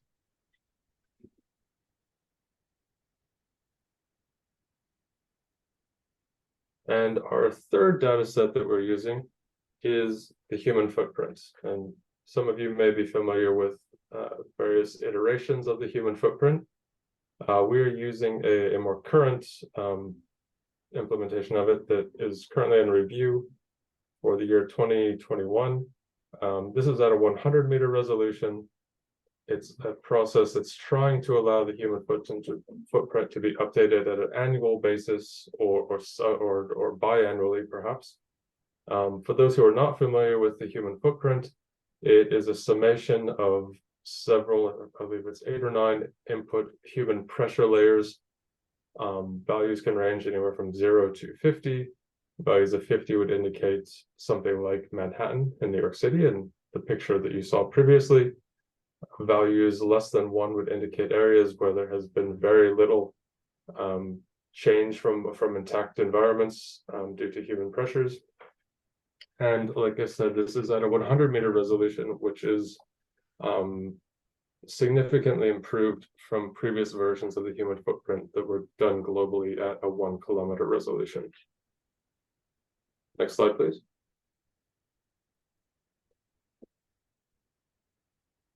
One important thing to note about the human footprint and where it provides extra value and information is that it's very useful to identify these more cryptic and less explicit forms of degradation that can result from other types of human-built infrastructure. Obviously, mapping built environments, such as with the land cover dataset, identifies where humans have built things. But it does miss, for example, other effects of roadways, power infrastructure, and things like human access into areas. So obviously humans may access an area via a road, but then they might move out from that road to collect firewood, to hunt, to introduce other degrading processes into an environment that might be missed by these more explicit land cover maps. One important note in this, you may recognize that this is an index of values between 0 and 50. We are using a threshold of values of 4, indicating anything with a value greater than 4 we identify as a degraded area. So anything under 4 is considered to be an intact environment, an ecologically intact area. Next slide, please. So finally, very simply, we take these 3 layers. If any one of these layers has an indication of degradation in it, so in the case of the land cover map, if it's either urban or agriculture, that pixel gets a value of 1. If it's not one of those, it gets a value of 0. For the trans-Earth data, that's the changes in productivity layer. If it has a reduced productivity, if it shows signs of degradation, it gets a value of 1. If it does not show a sign of degradation or there's no change, it gets a value of 0. And as well for the human footprint, if the pixel has a value above 4, it will get a value of 1. If it's below 4, it gets a value of 0. And we sum these all together. And if anything has a value greater than 1, or equal to 1 or greater than 1, we identify it as a degraded area. And just to remind you again, this is talking about areas where restoration is a potential possible action that would be suitable for that area. That is how we've identified degraded areas in the current project. I hope many of you have lots of questions or concerns or comments. That would be really helpful and useful. And now would be a very good time to bring those up. And thanks for listening to me talk. Appreciate it. Next slide, by the way, too. Thank you, Scott, and thank you for joining us so late also on your side in Australia. We appreciate it. As Scott said, that was a pretty dense presentation with a lot of content. So again, colleagues, if you have any questions, any comments on Scott's presentation, Kanat, I may turn over to you because I see that Talgat has shared something on the chat. Maybe you can translate that for us who don't speak Russian. Спасибо, Оскар. Thank you, Oscar, for the presentation. I have shared there are sets of data which were used for landscape planning in Almaty region for 7 regions. And these groups of data, the sets of data were used for functional zoning in 3 regions. In Kabardino regions, these are the sets of data or data sets where we have got the maps resulting out of the projects in 1 to 2000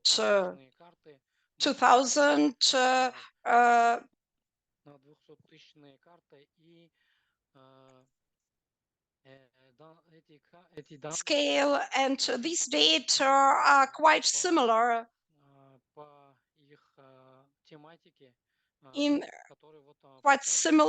to what was showed in the presentation by Oscar. And these data are of a national scale. This is not an international data, not from the open source, but just the data which are kept in the national sources. So I think this list could also be useful for the group of experts to use them in this project.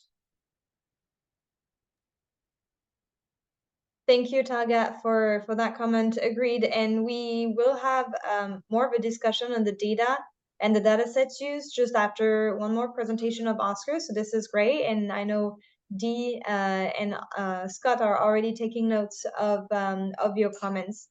I see there is another question from Aida that I cannot read, so maybe I can ask Kanat, if you are connected, to read this comment, and then our interpreters can translate it. И тогда он будет переведен. Go for it. Пожалуйста.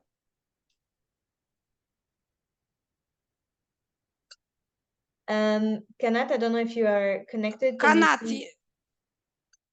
Sorry, извиняюсь, у меня технические неполадки. sorry, I had some technical problems, sorry.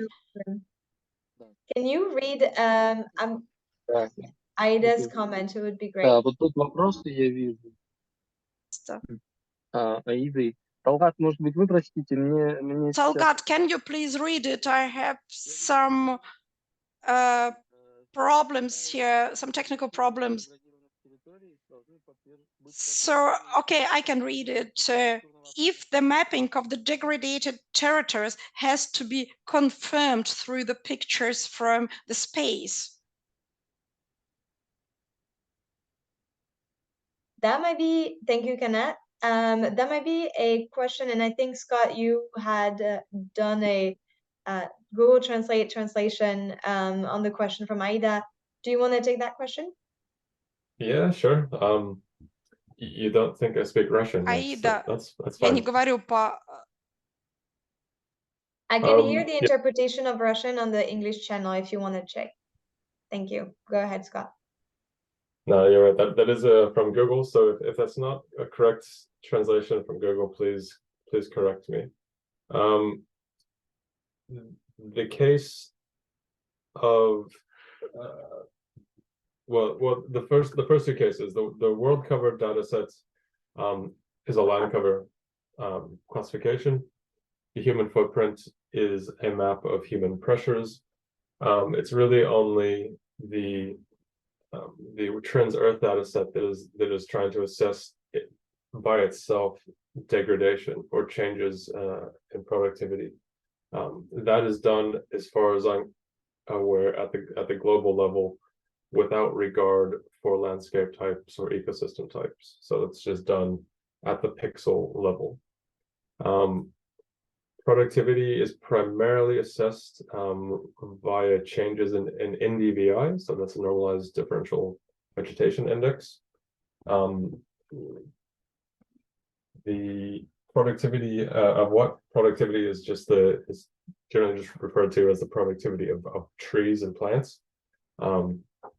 So, for example, if you were to take an NDVI reading and this month versus 2 months from now in Kazakhstan, you're going to have a very distinctive change in that NDVI reading as you go into the winter months and plants begin to go into the seasonal periods of senescence. So right now, where things are still growing, they would be growing more last month even.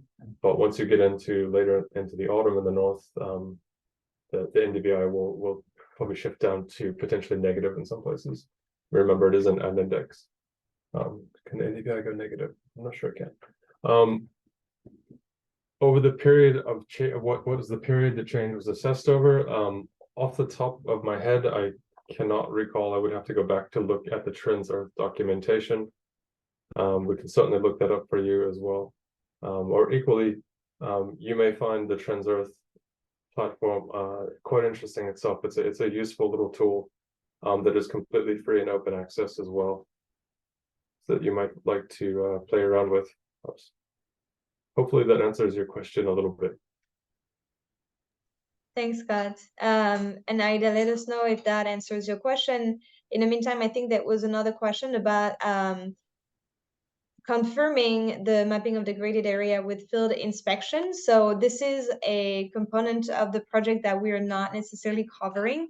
There is no field inspection within at least the design of the degraded and the restoration priority maps. However, if that is an activity that wants to be carried on by the national team afterwards, as part of the activities that come after the production of the dossier, this is something that we can of course discuss and see what's the best way to proceed. Thank you, Dee, for dropping the link to trends.earth. Scott, please go ahead. You have your hand raised. I will just say one more thing relating to that last question. For those of you who would have looked and gone over the draft dossier, there was one figure in there that was showing an indication of agreement between where we have mapped degraded areas and something called the World Atlas on Desertification, produced by the Joint Research Council at the European Commission. That is actually kind of getting into what we were just discussing a moment ago. The World Atlas on Desertification is looking at 14 different indicators of degradation types or processes that would indicate degradation. So that would be things like fire occurrence in the area, or drought occurrence in the area, or human population changes occurring, etc.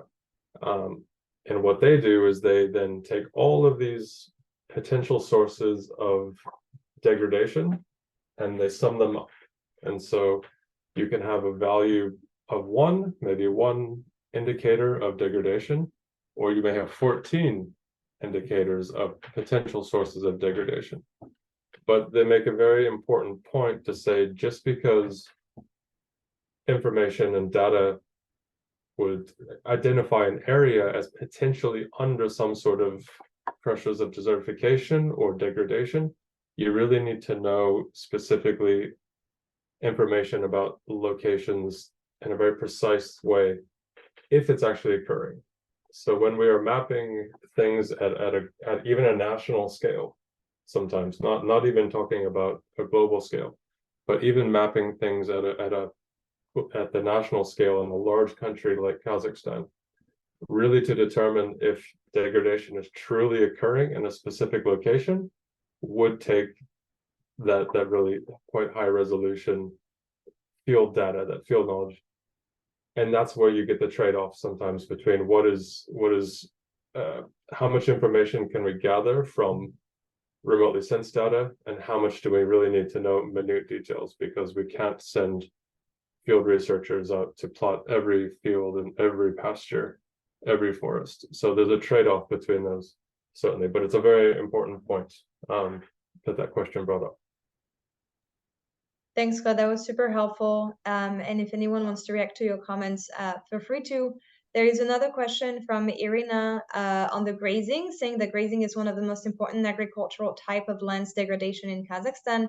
Is there a possibility to include that into the analysis? So, Scott, you still have your hand raised. I think it's an old hand, but if you want to take that one, go ahead. I'll put my hand down, but I would have put it back up. Yeah, if we have good grazing data or pasture land data in Kazakhstan, we would really love to use that. As I mentioned, we're not including it in the way we have currently mapped degraded areas because there is not a good global level data set that has been updated in the last 10 or 15 years on pasture lands. But we do specifically and particularly in countries like Kazakhstan, that is a very important type of degradation that we would love to be able to include if we can. Great. Thank you, Scott, and thank you for your questions. I know it is the end of the day and on the other side of the world, and I want to be respectful of your time, and we have one more presentations before we get to this feedback session in depth. And this last presentation is from Oscar on using systematic conservation planning for the restoration mapping. So I'm going to move us onto this presentation. Scott, thank you so much for staying connected with us and presenting. Let's turn over to the last recording from Oscar. To map restoration priority areas, we use what we call systematic conservation planning, or SCP, and tools, SCP tools, to identify those priority areas. So Oscar is going to share about the methodology that he has used to then create the first iteration of the restoration map that is in the dossier. So the same way we were playing the presentation, I'm going to ask Monica to start the recording and then play the presentation. Thanks, Monica.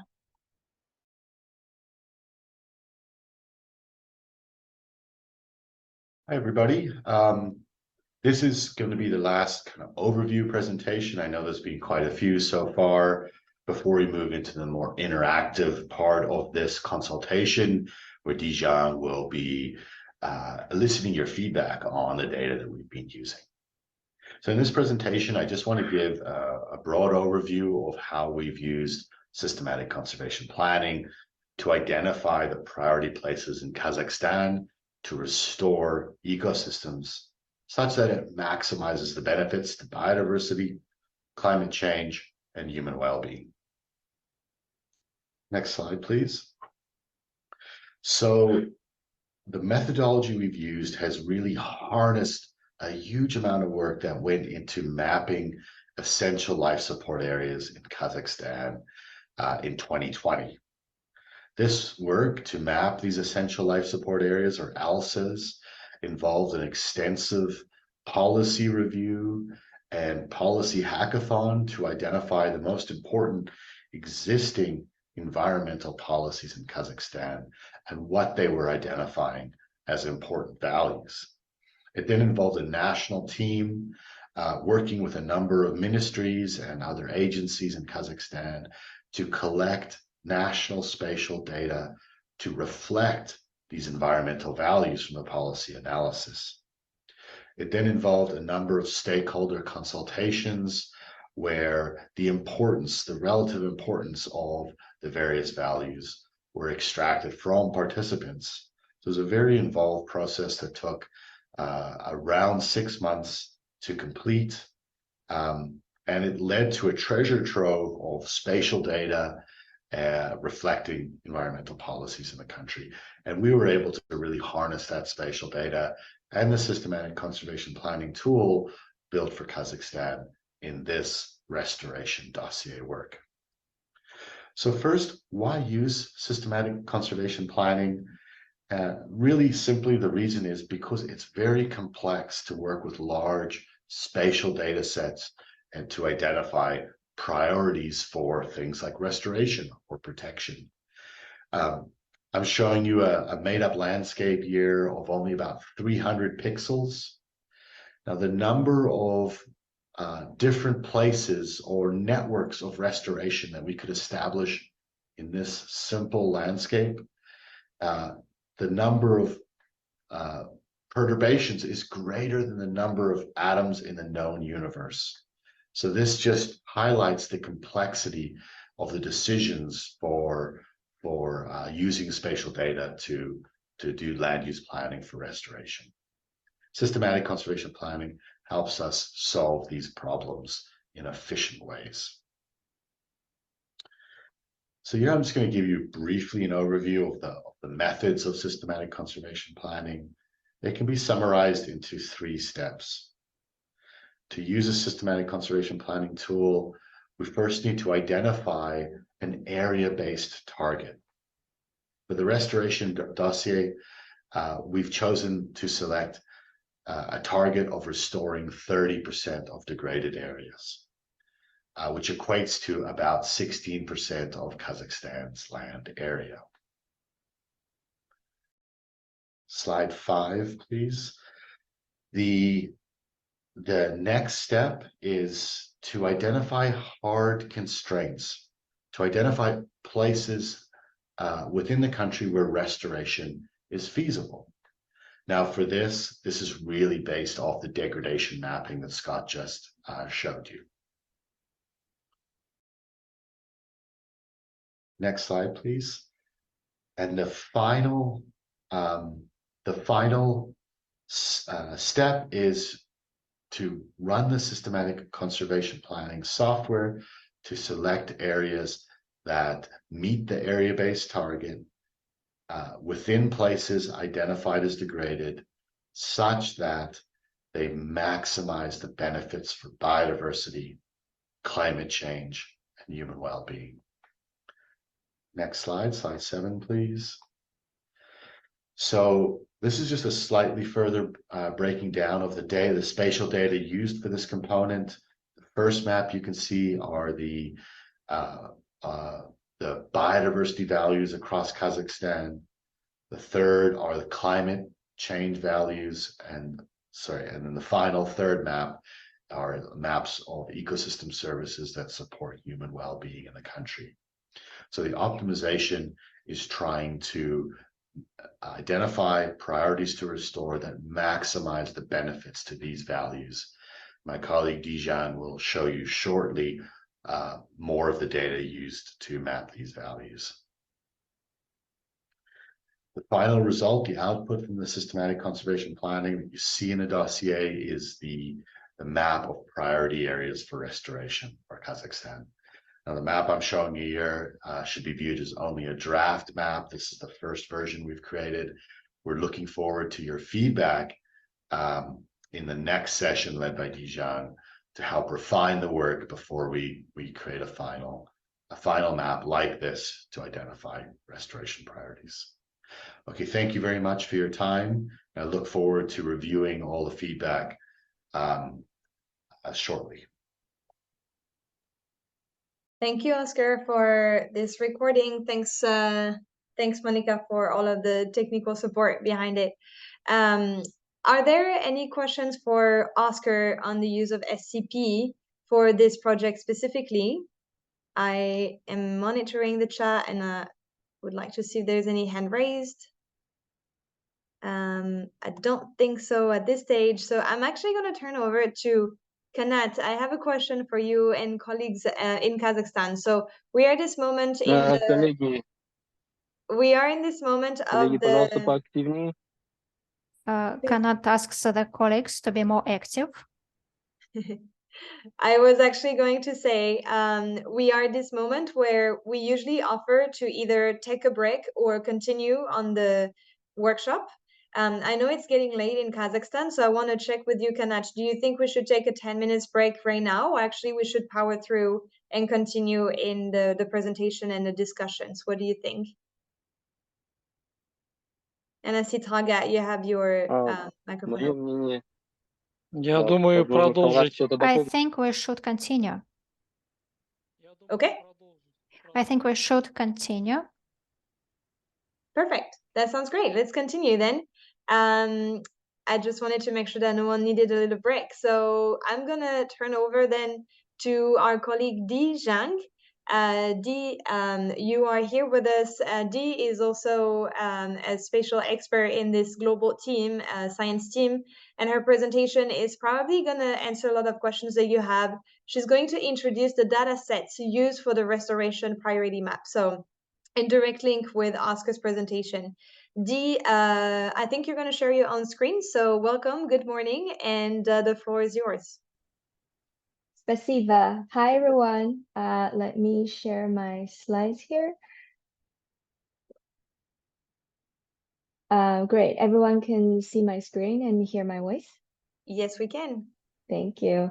Hi, everyone. I'm Dijang. I'm a spatial planning and biodiversity expert with UNDP. It's my pleasure to be here and introduce the data structure of the first iteration of restoration mapping, the current national data we used, as well as global data we used to create the map that Oscar just shared with you during his presentation. It is important for us to focus on spatial data we will be using in this project to help the mapping process to be more accurately reflect the priority areas for restoration and help locate our actions on the ground. So my introduction here is mainly to help you understand the data structure of the overall mapping process. What types of data do we need? What are the national data we're currently using? And more importantly, is to hear from your feedback in the next session. We need your review and your expert opinions mainly on these three aspects.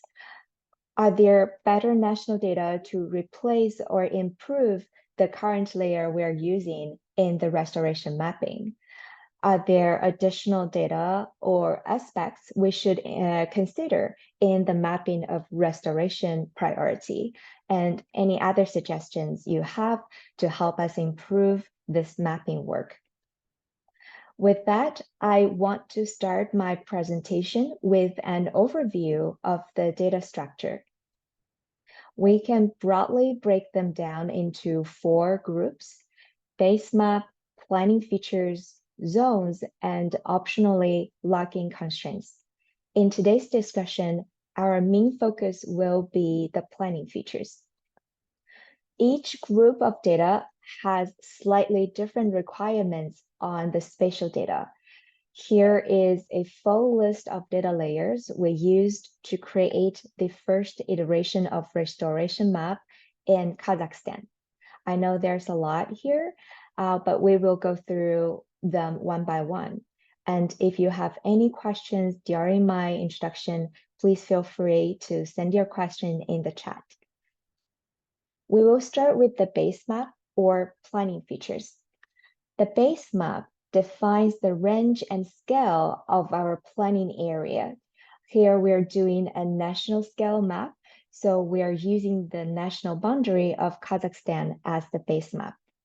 Then the planning area will be divided into a set of discrete areas. In GIS term, it equals to pixels of a raster layer, where each unit can be independently calculated and selected.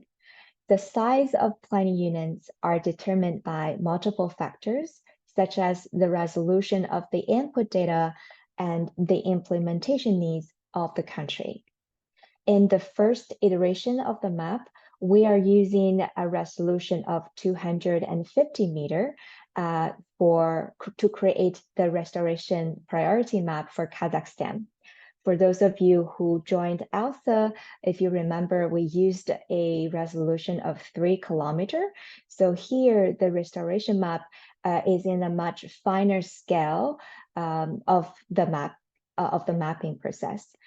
And this created a planning problem with 70 million independent planning units. This is a quite large number in systematic conservation planning. The next data group and our main focus today is the planning features. These are data layers that can spatially identify restoration needs as well as benefits. We have broadly grouped them into 3 themes: benefits for biodiversity, benefits for climate change mitigation, and benefits for human well-being. If you still remember Oscar's presentation earlier, he showed 3 aggregated layers on the overall benefit for biodiversity, climate change mitigation, and human well-being. So next, I will introduce each of the layers included in these 3 clusters. We will start with layers in biodiversity. This includes important and representative ecosystems and threatened species that rely on healthy ecosystems and may benefit from restoration actions. We start with forest cover. This is the national data provided during the ELSA project in 2021, and this includes forests in Kazakhstan, also include forests in the river valleys and sextile forests. Then we have the key biodiversity areas. KBAs are internationally important areas for biodiversity. They prioritized areas based on the vulnerability and uniqueness of wildlife species. Currently, there are 132 formally recognized KPAs in Kazakhstan, and on average, more than 28% of KPAs are covered by the national protected areas in the country. We include the KPA map here to help identify where restoration areas can also simultaneously benefit the key biodiversity areas that rely on healthy ecosystems. Then we have a layer on ecosystem. called the rare ecosystem. This is created with the national ecosystem data with a mask on human footprint index. So overall, the layer here highlights ecosystems that are less intact or less natural, and those will be more enphysiced ecosystem to consider the restoration actions. Next layer is a national data of red list insect species in Kazakhstan. This maps the distribution of rare species of Colipatera, Hymenoptera, and Diptera included in the Red Book of Kazakhstan. To cover all the other taxas, currently we use a global aggregated layer on global threatened species richness map that overlaps the distribution of threatened amphibian, birds, mammals, reptile, and plants. Higher value here represent higher number of species distribute in the same area. Again, if there is national data to update or replace the global proxy, it will also help the planning process to be more accurate. Next, we have planning features that help identify benefits for climate change mitigation from restoration activities. We'll start with carbon sequestration.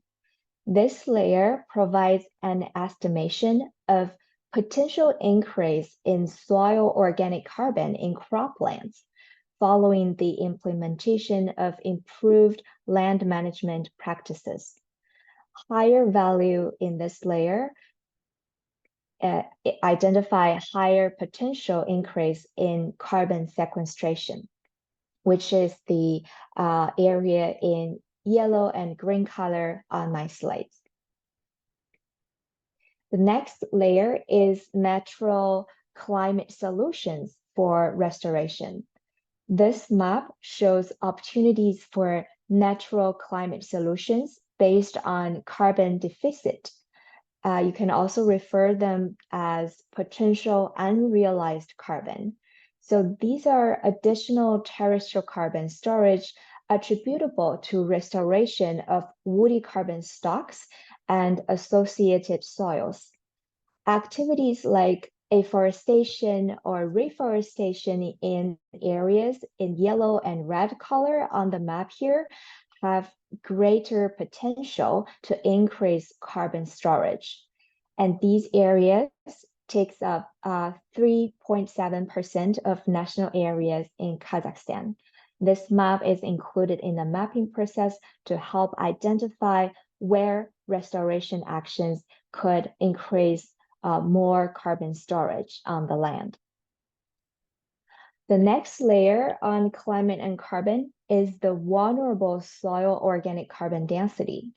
This is also a global layer from NatureMap product. It shows soil organic carbon stocks that are potentially vulnerable to human impact by the year 2050. Next, we will introduce potential benefit for human well-being. This includes benefit to soil, agriculture, food security, and water supply. We'll start with wetlands. This layer is the wetlands of international importance, Ramsar sites. They contain representative, rare, or unique wetlands or wetlands that are important for conserving biological diversity. Currently, there are 10 Ramsar sites in Kazakhstan, and here in the layer on my slide, we used the Ramsar data from a global database, but as you can see, some Ramsar sites don't have an accurate boundary yet. So if there are national data that can be used to update this layer, please also let us know during the feedback. It will help improve the accuracy of this work. The next map is the national data on ecological transformation of soils. This map shows natural or human-induced soil eco-transformation in Kazakhstan.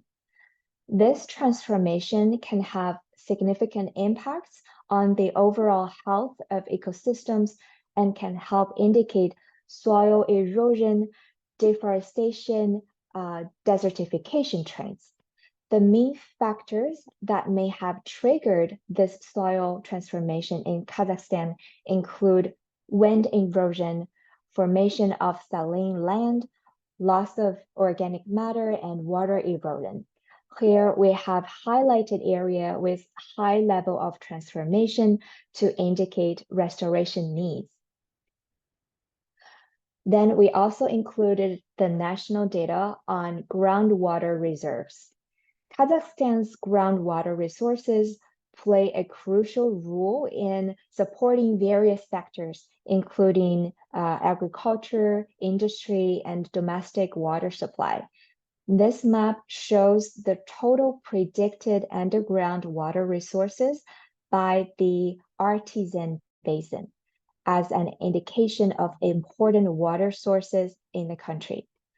Groundwater resource can benefit from restoration actions in maintaining sustainable water supply and ecosystem health of the dependent wetlands. The next layer is also about water supply. This is a global data on potential clean water supply. It shows the total potential supply of clean water available to users. And then we have also considered the realized water provision. This is also a globally normalized map on the relative importance in delivering clean water to downstream beneficiaries. The last planning feature here is a national data on soil fertility. Soil fertility and its restoration are important for sustainable agriculture and land use. Soil restoration involves strategies to improve soil health, structure, and fertility. This map provides soil fertility gradations by administrative districts in Kazakhstan. Area highlighted in yellow have very high soil fertility. Above is an overview of the planning feature used in the first iteration of restoration mapping. The planning feature data will provide a basis or input information for the selection of restoration priorities. But then we also have the zones of data that I want to briefly introduce. The zones here is a special hard constraint for the overall analysis to select the restoration priority areas only within the zones defined. And here for this iteration, we have used the degraded areas map introduced by Scott earlier. So when we are mapping the restoration priorities, it will only focus on the degraded areas defined and select those areas within the degraded areas that have highest or maximize the benefit possible. Our last data type is called lock-in constraints. By selecting an area to lock in, it ensures that the final restoration map will definitely include these areas. And in the current iteration, we didn't lock in any areas yet. But if there are areas in Kazakhstan that are already in National Restoration Agreement and should be fully reflected on the final restoration map, we can choose to lock in them. If there is agreement or data available like that, please also let us know during the feedback session. All right, above are the spatial data we used in the mapping of national restoration priorities, which is the map on my slide here. Next, we will hear from your feedback and any of your suggestions to help improve this work. With that, I'll say thank you and over to you, Mariam. Thanks so much, Dee. That was an excellent presentation, and I'm sure super helpful for all of our participants on the data sets that are being used. So we are getting at the last element of this workshop, and I'm asking you. Yes, do you want to go ahead, Kanat?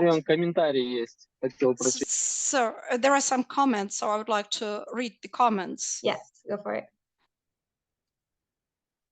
So the comments are, so the map of degraded lands should be included here, so should be included the region of Kizil-Ordin and Mangistau regions, so the sands and the rice plantations. Thank you. Thank you for reading that, Kanat. And I think this is exactly the type of feedback that we want from the participants. And so we're pivoting now to the feedback session, and we're hoping that there can be one last push from the participants to share their feedback on the, the different maps and the data sets, more importantly, that is being used. And that is one of the comments that we're hoping, to have. So what we're going to do now is the feedback session. We want to get your feedback first on the degradation map. Scott and Dee explained that the map has been prepared by our team and serves as one of the input for the priority restoration map. So we want to have your feedback on this input map, on the degradation map. So we're going to focus first on the degradation map. And then second, we want your feedback on the restoration priority map. That map has been generated using systematic conservation planning, as Oscar explained, and we want to make sure that we adjust it accordingly to what you think is best.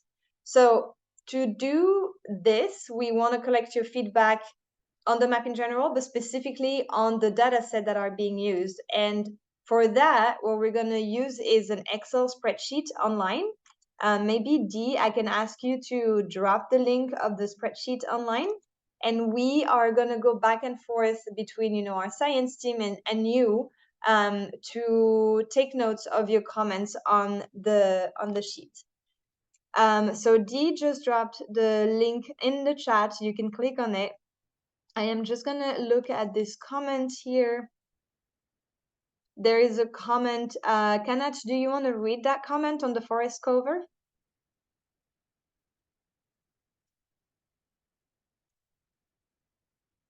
Да, давайте зачитаем.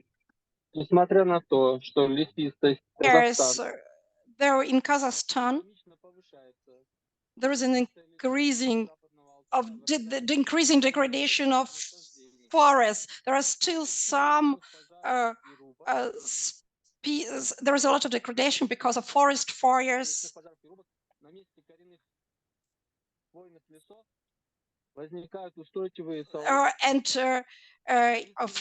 Still there is a cutting off and chopping off of trees. There are new trees which are growing instead of the old ones.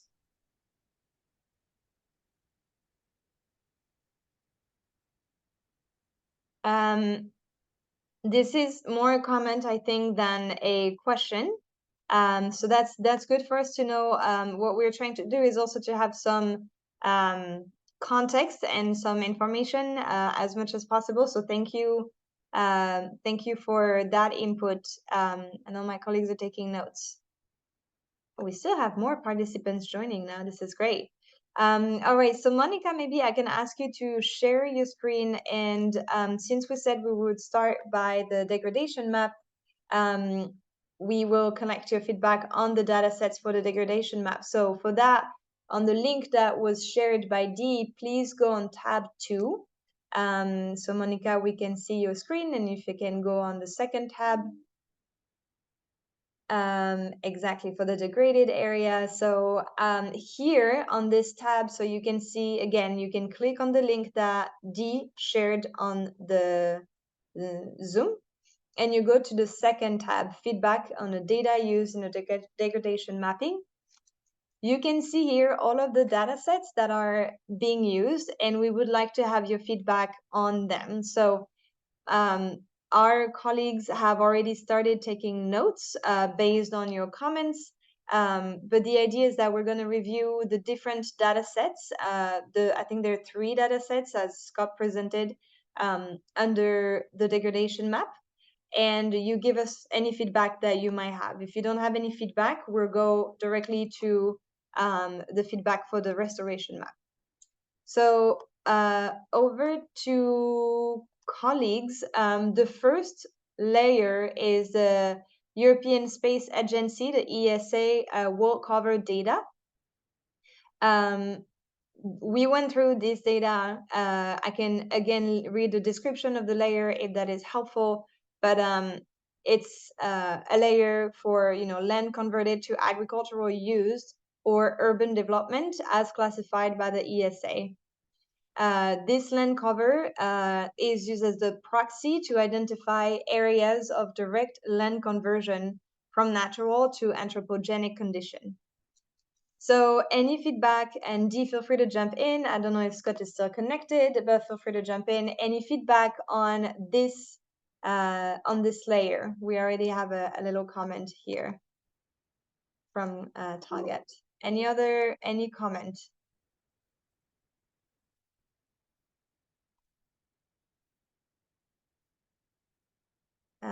I see that there are comments on the chat also. So I see there is a comment on soil carbon stocks that are proposed to be addressed through an integrated approach to the development of steppe area through grass seeding, planting of shrubs and native trees, restoration of artificial dam to collect spring water and support steppe ecosystem. So this is helpful. I wonder if the person who put this comment would want to open your microphone and share with us. Is this like a general comment? Do we have maybe data that we can use? Or any other input will be really helpful to make sure that we're using your information. So over to, I cannot read your name, I'm very sorry. But over to you, who put the comment about Jumadia, если вы можете прокомментировать. Jumandia, please comment.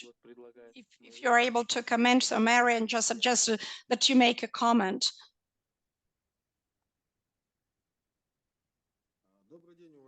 Good afternoon, dear colleagues. I'm Jumadia Tulinov. I'm a vice director of the Torosarlive. This is a company, animal husbandry company. So we have problems of grasslands ecosystem with land degradations. So before, during the Soviet time, there were some artificial dams close to those grasslands. So in that special areas, we see the land degradation. The dams were destroyed, and close to those destroyed dams, we see the land degradations. There are no bushes there. There is no biodiversity there. So the same places where the water is still there, in summer, there is an increased concentration of biodiversity of some insects, some animals, or maybe some hoofed mammals. There are some agricultural animals even. So that's why I think that if we restore these artificial dams in the grasslands ecosystems, and if we'll be sowing some grasses there to fix the mineral elements in the soils out of, for example, leguminous pulses, so we can restore the ecosystems more quickly. Maybe they could create kind of an oasis of biodiversity. So there, when we get the hoofed mammals there, then there will be birds there, some other small animals, and the grassland will start to develop itself to live with its biodiverse life. Thank you very much for your comment. Yes, go ahead.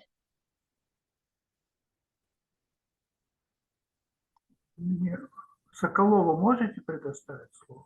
So Sokolov, Mr. Sokolov would like to speak. Yes, please, please go on.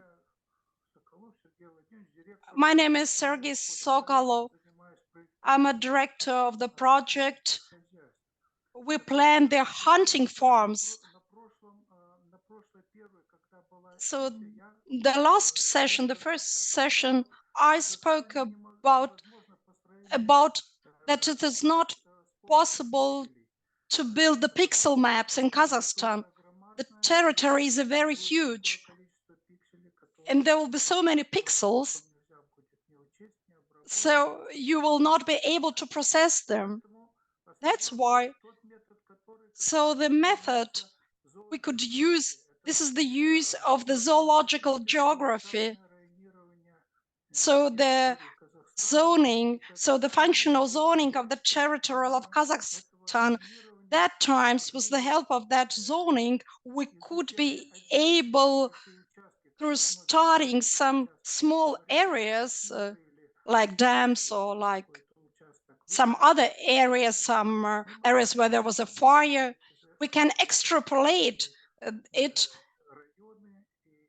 from those zones and to create a map. So that's the first comment. The second one,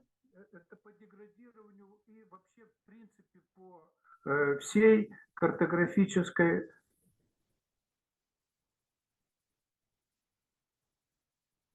My second question is about degrading and in general. По-моему, вы на русском канале переводите. Да. Так вот. So my second question is about degrading. I suggest taking those huge mapping territories and divide, but not by pixels of 100 meters or 250 meters. I suggest we use zoogeographical zoning, which was used in the 60s in Kazakhstan of last century. And I would like to add that you're referencing a lot the lack of data or using satellite data, space satellites. I would like to say that since the year 2004, half of Kazakhstan territory is used for also for hunting and construction, and hunting entities were created where animal species are monitored, inventorized, and ecosystems are monitored by topological maps. The investigators did not take this into account. Only Tolgat mentioned the atlas of hunting entities and zoological infections, but this huge program does not take into account hunting entities. Although this other method of creating of maps is there is lots of experience accumulated. Maybe you cannot change anything now, but please take this into account in the future.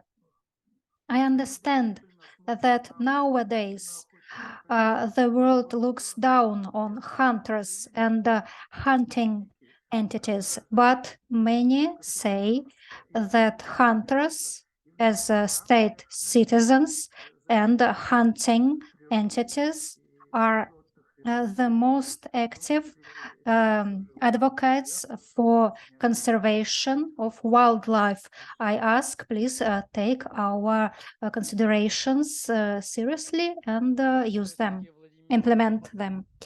Thank you, Sergey Vladimirovich. Thank you. Colleagues, may I make a comment? Yes, it would be great if Kana, you can help me with keeping track, because we need to be still constructive and make sure that the comments is being integrated in the spreadsheet. And I think we're getting a lot of feedback in a in maybe we're not following exactly a constructive way to make sure that we're capturing the feedback. So maybe we go to Aida, and then I just want to make sure that Dee has a way to respond if needed.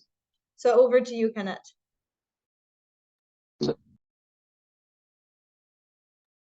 Спасибо. Пожалуйста, Thank коллега, you. кто-то поднял руку. Colleague who has lifted the hand, please introduce yourself and ask your question or make your comment.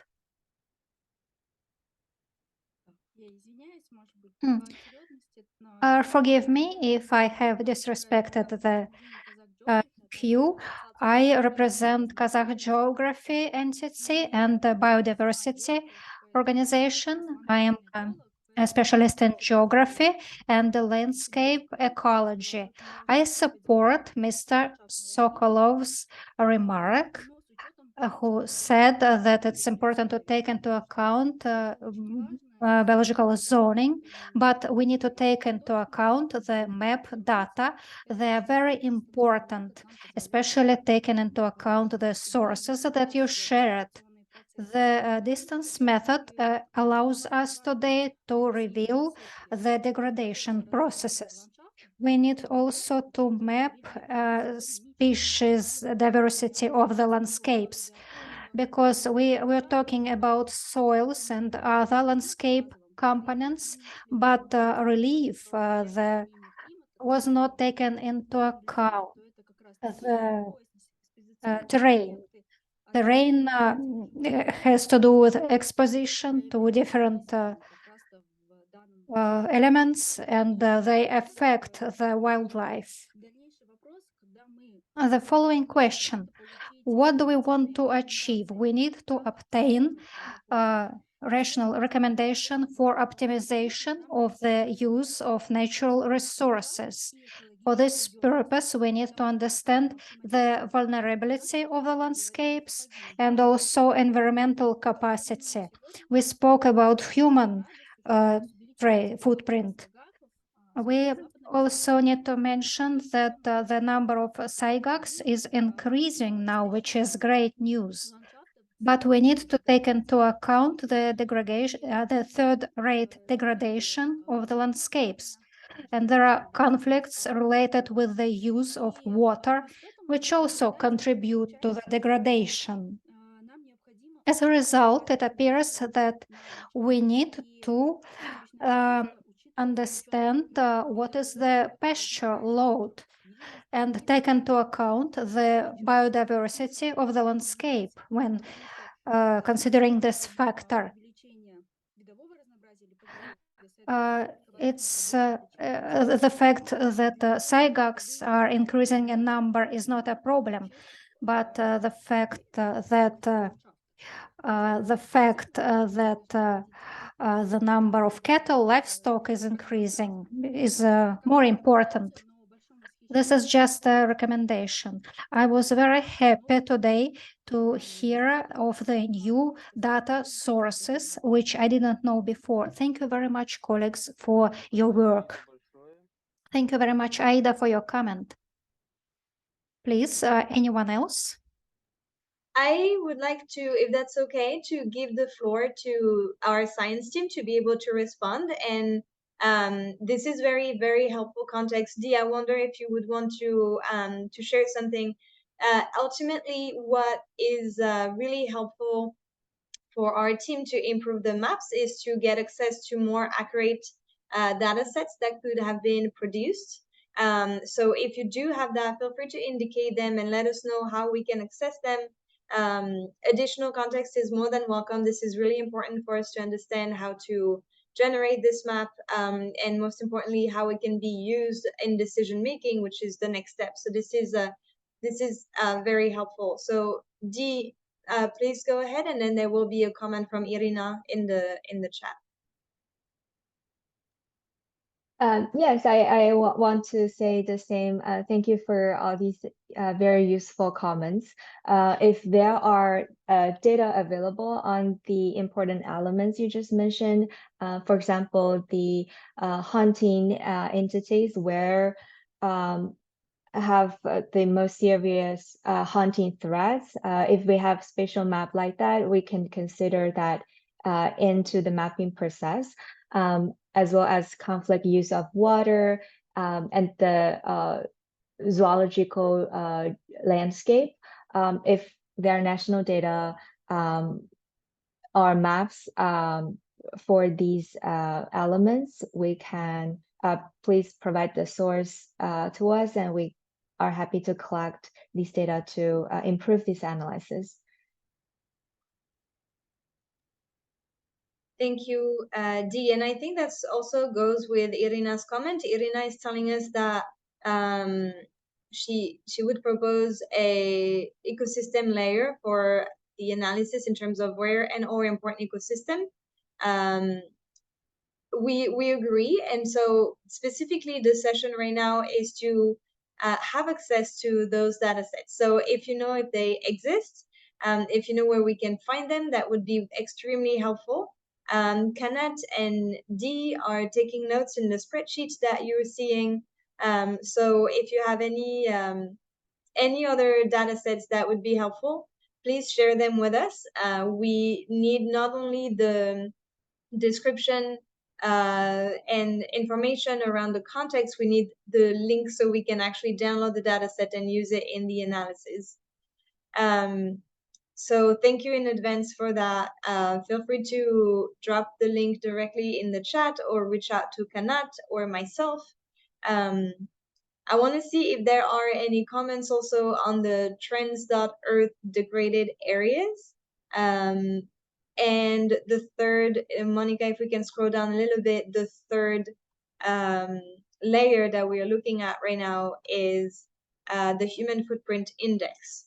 So let us know if there are any questions or alternative data sets that we could use in addition to the context that you're sharing with us.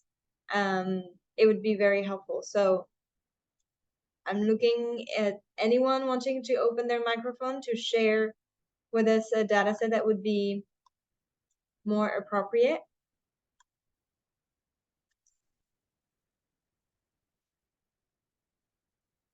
Да, коллеги, пожалуйста, если есть кого-то. Yes, colleagues, please, if someone has a comment, a suggestion, we would be very happy to hear those.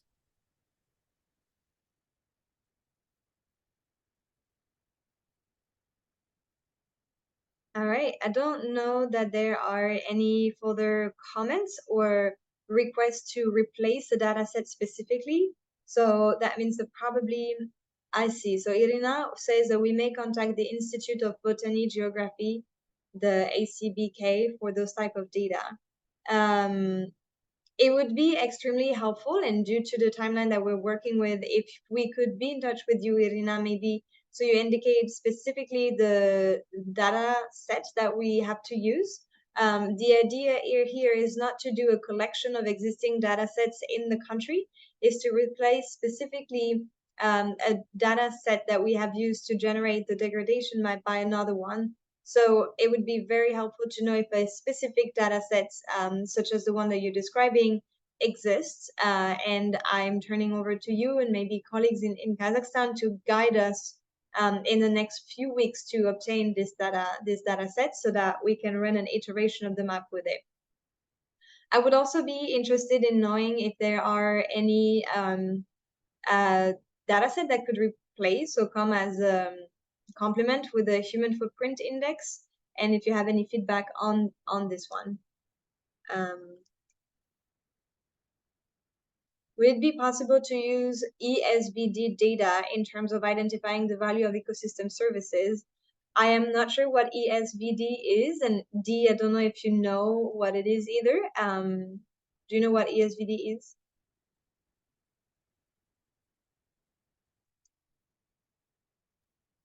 Would you help share the phone name of ESAD with you? Yeah, it would be great to the person who dropped the comment what ESVD is, because we don't know. Ecosystem Service Valuation Database. We can explore this. Ecosystem data value base. Ecosystem value database. if the database have layers that covers Kazakhstan, but also like for the degraded areas you're looking at on tab 2, this one is to more specifically identify lands that is in degradation or possible desertification. So this calls for attention on restoration needs. Later in the next tab, feedback for the restoration benefits, I think the ESVD data will better fit in there to provide the multiple ecosystem service value. Here we are looking at the degraded areas, and I want to know if there are any other aspects of land degradation like or restoration needs that we should consider for mapping the degraded areas in Kazakhstan.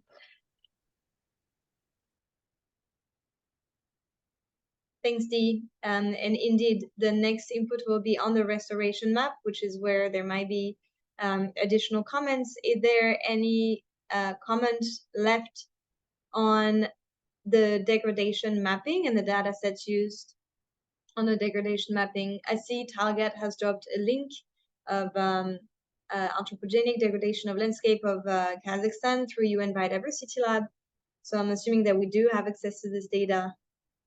Any other comments?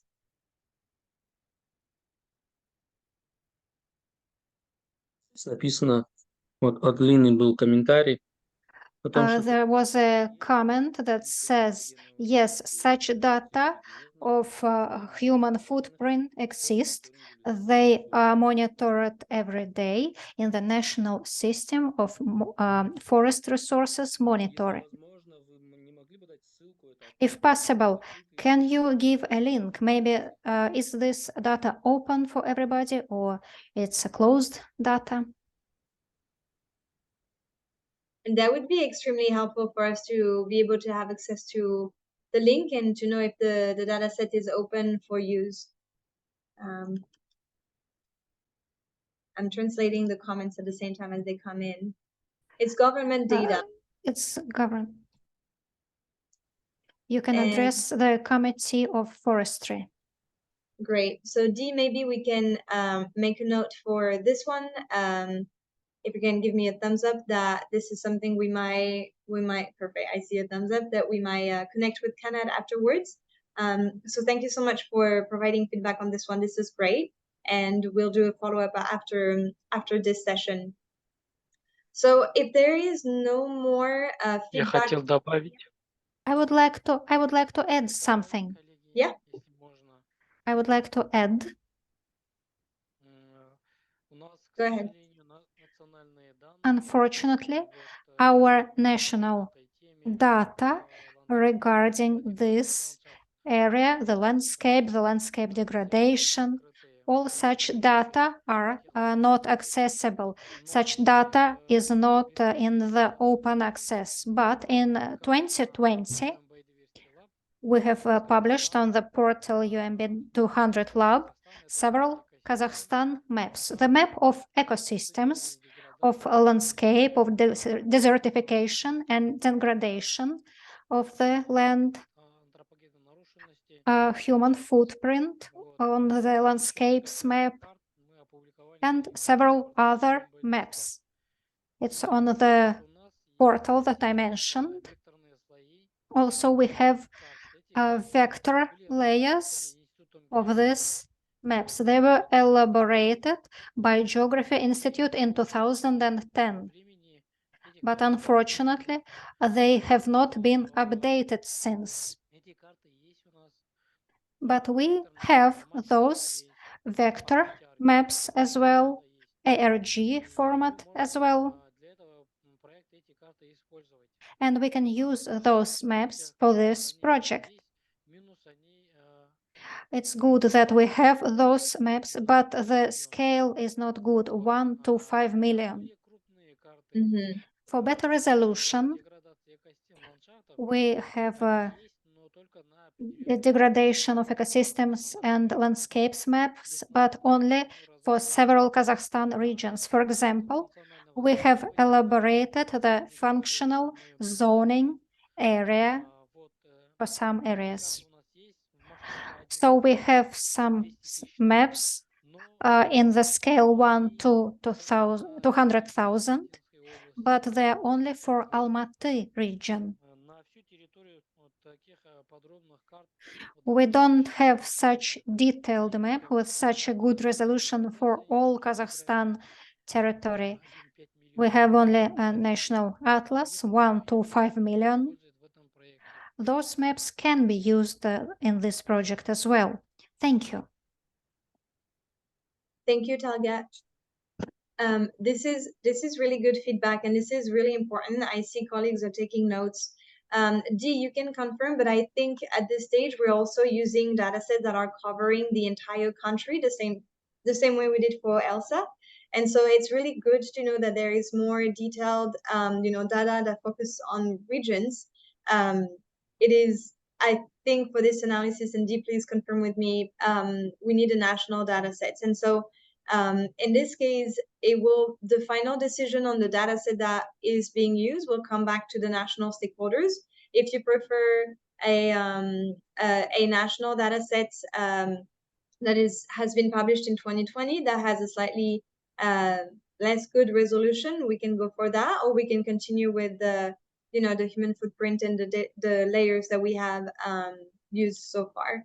Dee, can you confirm that what I'm saying is correct? Correct.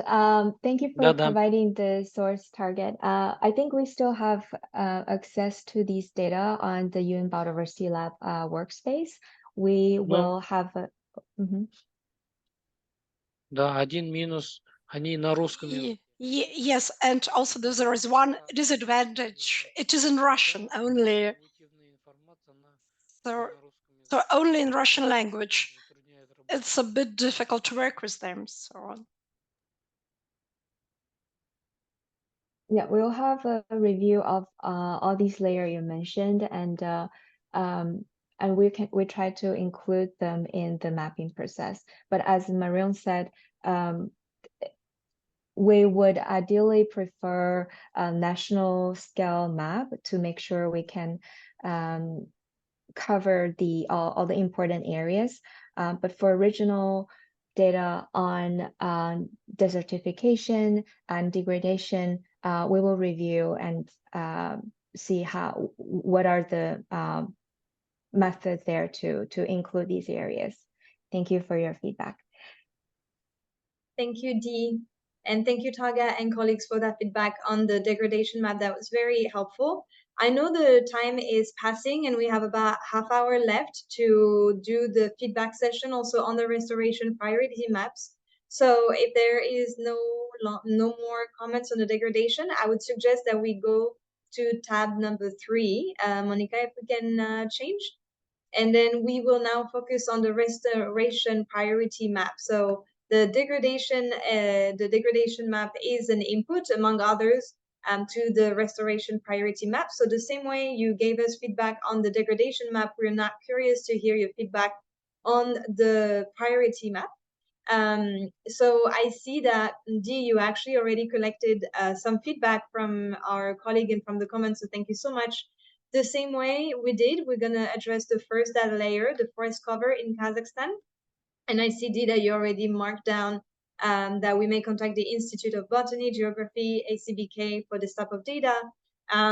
Is there any other feedback specifically on the data layer for forest cover in Kazakhstan?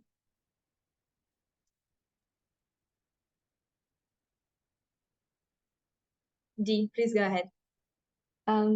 I just want to add one more information. If you're exploring the data sheet we shared in the chat, you can see there's a link for you to view the map.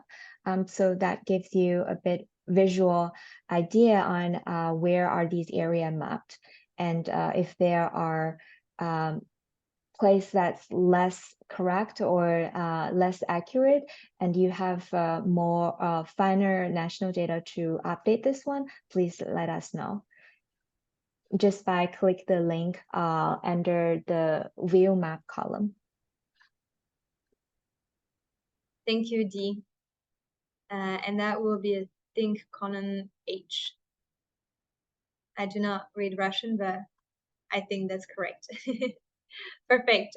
So are there any comments on this first layer for the forest cover in Kazakhstan? As Dee mentioned, if you click on the link under column H, you can see the data set that we are referencing, and you can see the map associated. So please let us know if you do have any feedback on it before we go to the second layer. All right, I'm giving a little bit of time for people to look at it. We already had feedback on the forest data layer earlier in the session, so it might be that there is no more feedback, and in which case we can go to the second data layer. Can you give me a thumbs up if you think we should move forward? Судя по тому, что Yes, I think as far as there are no comments, yes, we should continue. We should go on, yes. The next layer, yes. That sounds great. Then let's move on to the second data layer that you can see on the screen. It's the key biodiversity areas, the KBA, that a lot of you, I'm sure, are familiar with. I'm going to briefly read the description. The KBAs are sites that contribute significantly to the global persistence of biodiversity in terrestrial, freshwater, and marine ecosystems. The sites that qualify as global KBAs are so if they meet one or more of the 11 globally agreed upon criteria, and that includes things like threatened biodiversity, geographically restricted biodiversity, etc., etc.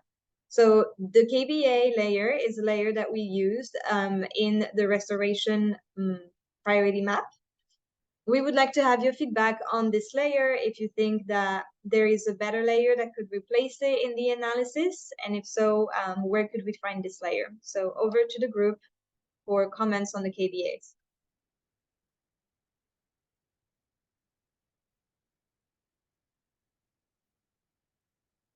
We are line 4 on the KBAs on the spreadsheet that we shared, and I do not see comments necessarily on the KBAs.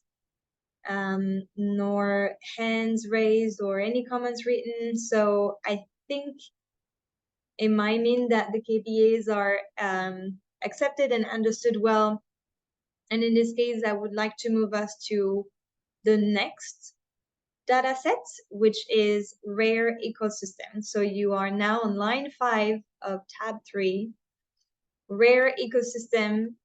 This layer represents ecosystems that are less intact, and it used national data for ecosystem modified by area of intactness. So this layer has been also part and an input layer for the restoration map. Do you have any comments, national colleagues, or do you have any national data that could be used instead of the rare ecosystem layer? Again, if you click on column H in blue, you can see the map. So maybe, Monica, would you mind clicking actually on the link on H5, just to show people and colleagues that they can access the map? Thank you. So when you click on the link, this is what you see, and you have a better idea. So I'm encouraging everyone to look at the layer that we are talking about and give me feedback on the quality of it, and if you think we should replace it by a set of national data. I do not see additional comments. I think, Monica, we can go back to the restoration sheet. Perfect. The next data layer is the Red Book winged insect. This is line 6. And here we're talking about the distribution of a rare species of Coleoptera, Hymenoptera and Diptera included in the Red Book of Kazakhstan. So this is very much a national data. It's been taken from the National Atlas of Kazakhstan. The atlas has been mentioned before, I think by Tagat. Do we have any questions, or do we have any preferred layer that could replace this? I still see no comments in the chat or by our colleague, no hand raised. So I am going to consider that this one taken specifically from the Atlas of Kazakhstan is good.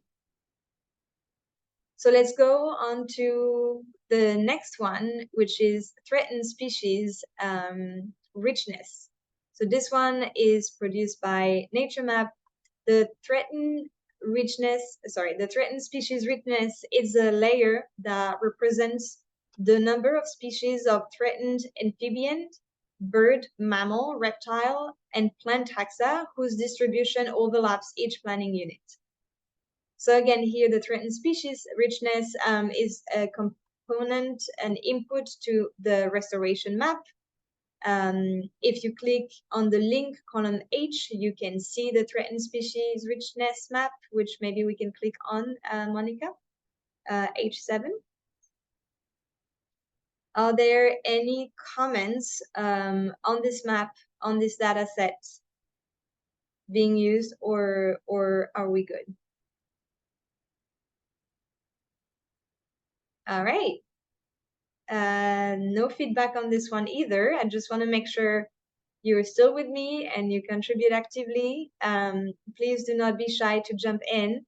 This was the last layer, let's say, from the theme of biodiversity. And now the next layer that we're going to address are focusing more on climate change.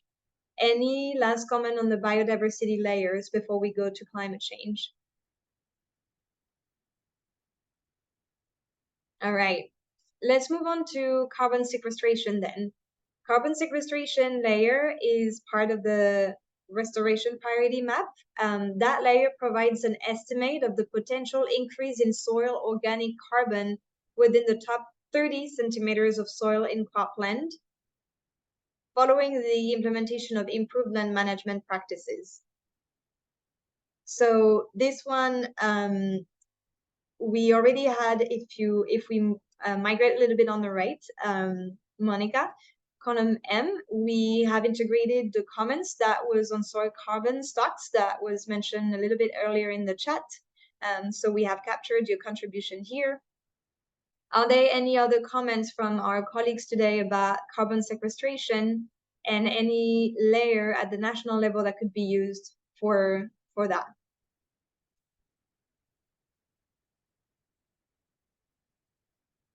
I still see no hand raised. Colleagues, feel free to interrupt me if I am going too fast, but it looks like this is a data set that could be accessible. I see one comment. It's a long comment, so let me just translate that. For rare ecosystem, perfect. So Monica, if we can go back to rare ecosystem, that was a couple of lines before. The comments is the following. I believe the amount of forest area, I believe that among the forest areas, it is possible to include areas with preserved coniferous natural virgin plantations. So in the east of Kazakhstan, there are about 170,000 hectares of fir plantation, not affected by anthropogenic impact at all. So the rest of the accessible coniferous area have been cut down, unfortunately, and replaced. So that's a comment that's very helpful. Do you happen to have maybe a layer or a data set that we could use that map this 170,000 hectares? That will be very helpful. But at minimum, D, I think we could take note of that. That will be, helpful and try to have this appear on the map. Again, if there is a link to such data sets that shows in the east of the country, those 170,000 hectares of the fir plantation that are not affected by anthropogenic impact, that will be really helpful. Thank you so much for that comment. Please keep them coming. I see what you're saying. It's on the first inventory materials only. Sounds good. But and again, if we have any way to include this, you know, as a geospatial format, that would be very helpful. Let's continue to, so we were back on carbon sequestration and we said that there was no feedback, I think. So we can continue with the layer of benefit for carbon, natural climate solutions for restoration.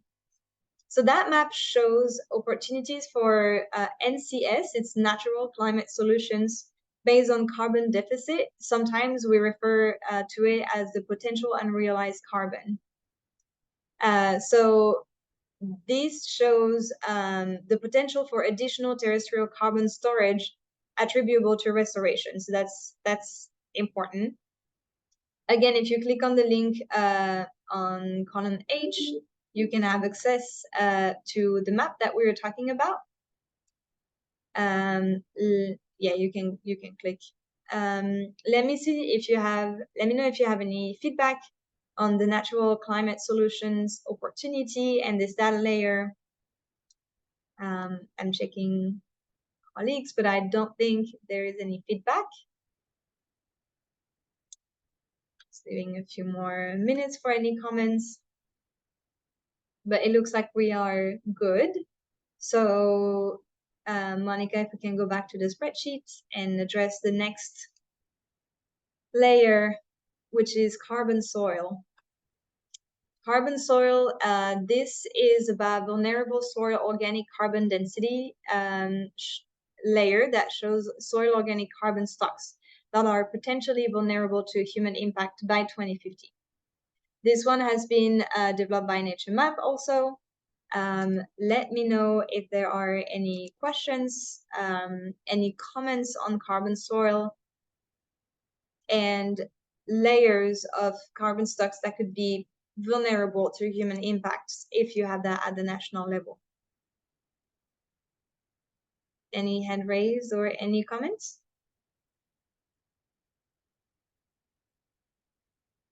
All right. Very quiet. It's the end of the day. I get it. Let's make sure that you still send us your feedback if there are better data sets for this analysis. Let's move on to the next one, which is the layers of wetland. Of course, this one is coming from the Ramsar sites, Ramsar Convention. This layer designates the wetlands of international importance that contain representative, rare, or unique wetlands, or wetlands that are important for conserving biological diversity. Those wetlands are recognized as being of significant value, not only for the countries, for Kazakhstan, but for humanity as a whole. And currently there are 10 Ramsar sites in Kazakhstan. Any comment on the layer for wetland, the Ramsar sites? I think this is probably a non or less controversial one, but easy to use. Are there any comments from our national experts on it?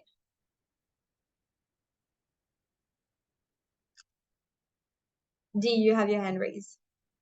Yeah, for this one, I'd also like to ask the national experts if there are national data on the Ramsar sites, because if you open the layer and view them, you can see obviously there are some Ramsar sites that doesn't have a more accurate boundary. So when we're processing it, we used a buffer to try to capture the area of Я хотел some ответить Ramsar на этот sites. вопрос. I would like to answer this question, if you allow me. Yeah, please. Thank you. In Kazakhstan, we have an official list of wetlands, and there is a map, also wetlands, in a vector format. So if you want, I can give you this map. I have a suggestion about the first block of questions about the biodiversity. I was missing the missing of especially protected natural territories. And the map of Kazakh forests, maybe I have missed it. There are such maps. We have such experimental maps, or there is also such maps in the project of UNDP, and there also a map of the planned potential territories to make out of them the specially protected territories. We have such maps, we can give them to you if you want. And we have also the forest maps and with all the different trees species, so if you want. So maybe I was missing these maps in the first block of layers, but if I was missing them, if you don't have them, so I can give them to you, I think they should be included. Yes, please. These layers, if you have the national link, we will reach out to you and try to collect them in the analysis. Thank you. Thank you, Talia. And I think that confirms also what Lina was saying, that there are maps specifically for the wetlands. So that's great. Thank you so much. We're going to move on to the ecological transformation of soils. We are now line 12 of the spreadsheet that we shared. So ecological transformation of soils, that map shows the natural or anthropogenic genesis of soil eco-transformation in Kazakhstan. That transformation can have significant impacts on the overall health of all ecosystems and can help indicate soil erosion, deforestation, or desertification trends. That has been taken also from the National Atlas of Kazakhstan. So I'm guessing this is one that we can keep, that is accurate and up to date. Are there any comments on the ecological transformation of soil layer? All right. It looks like this is good. Let's go down, and I'm worried that we have 10 minutes left. So let's go down to the groundwater reserves. The groundwater reserves for Kazakhstan, that play a crucial role in supporting the various sectors. That includes agriculture, the industry, domestic water supplies. So the map of this layer shows the total predicted natural underground water resources by the Artesian Basin as an indication of the important water resources in the country. That is also coming from the National Atlas of Kazakhstan and has been considered as very important layer for not only biodiversity, but also human well-being. So are there any comments on the groundwater reserves layer in Kazakhstan?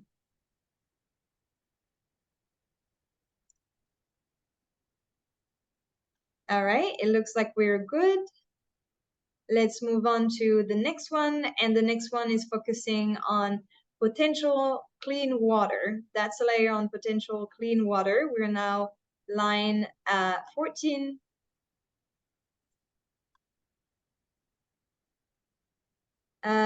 These data sets shows the total potential supply of clean water available to users.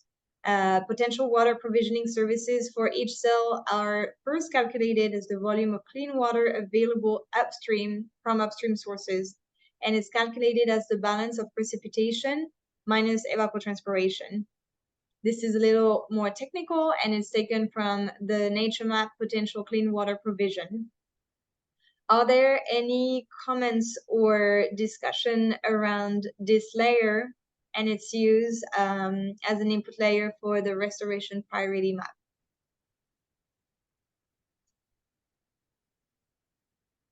Okay, no comments. I know we are almost there. We have only 2 or 3 more layers to go through.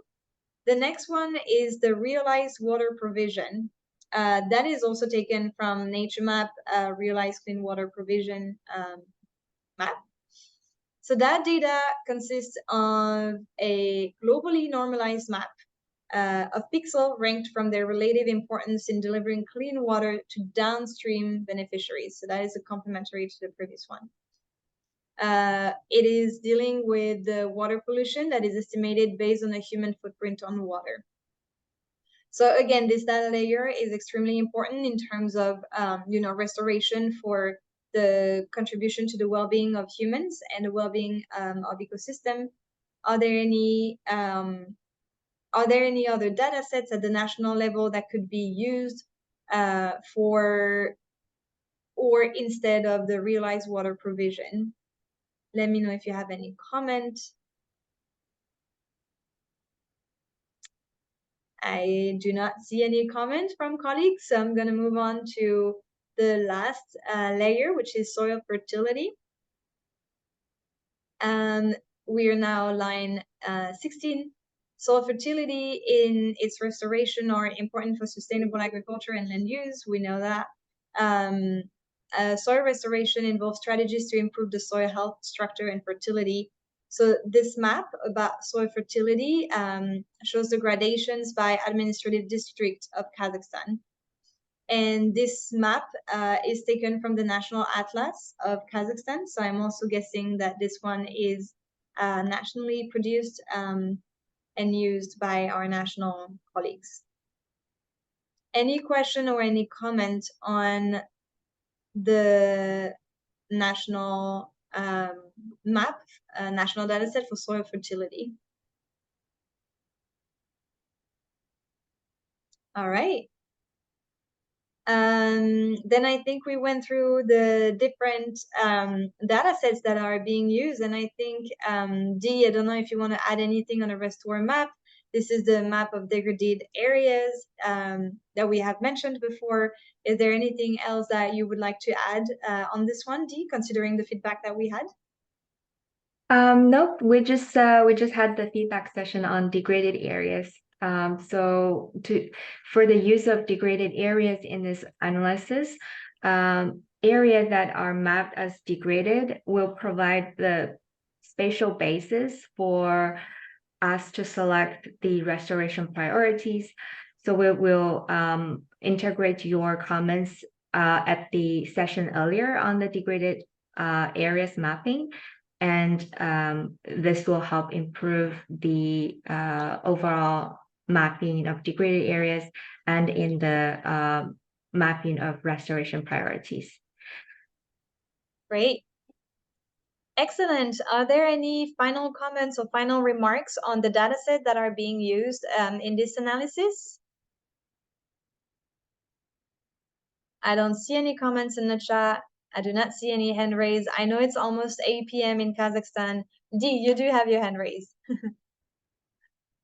Yeah, sorry to add more at your 8 p.m. I just want to echo to Oscar's presentation when he asked your consideration on what cost should we consider when we're mapping the restoration priorities and what climate risk, climate resilience should we consider.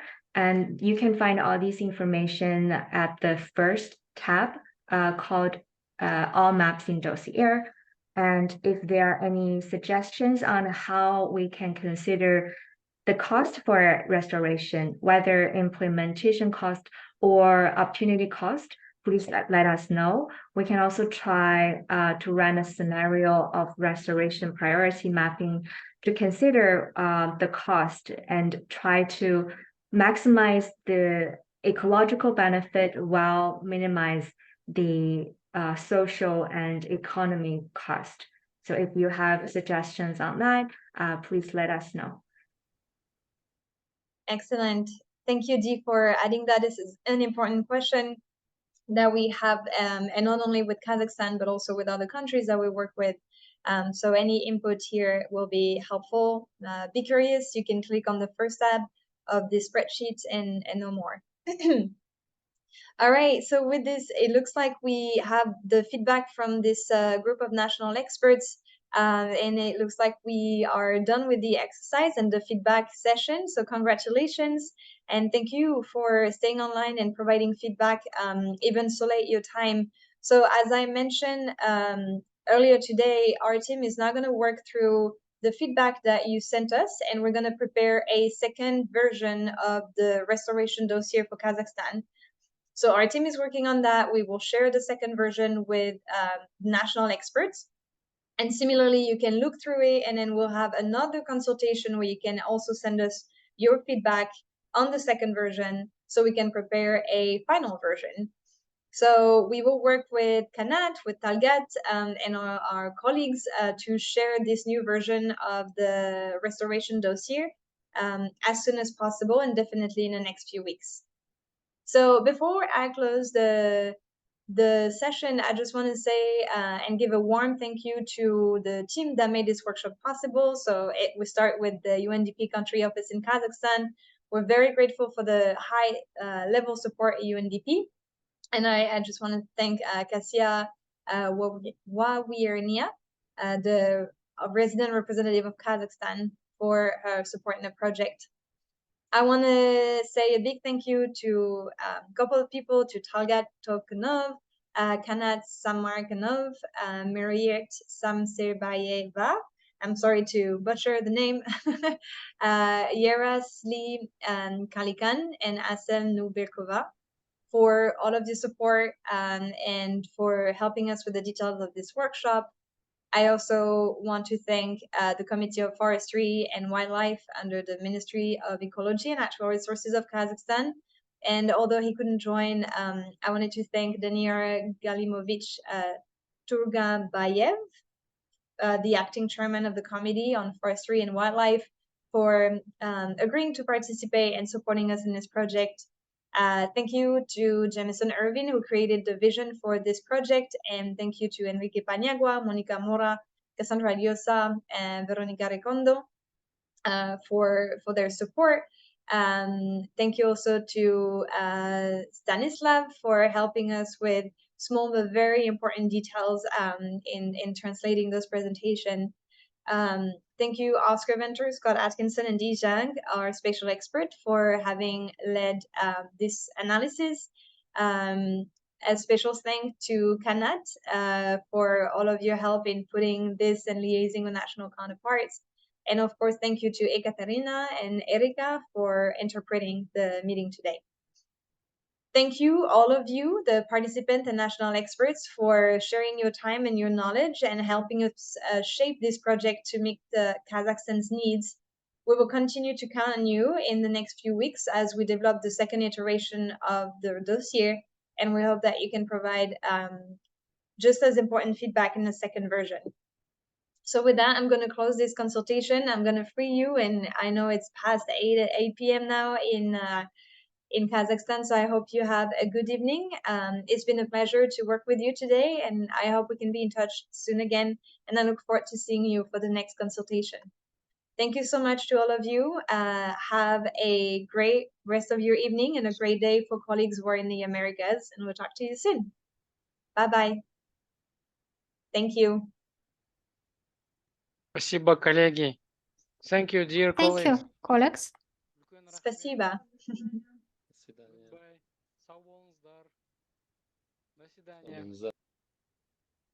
Thank you. Всем до свидания. Thank you. Bye-bye to everybody. Thank you, everyone. Have a great day. Bye. До свидания. Всем интересно было. Sağ olыңыздар. Рахмет. Сау болыңыздар, Сергей Турумбаевич, сау болыңыз, рахмет.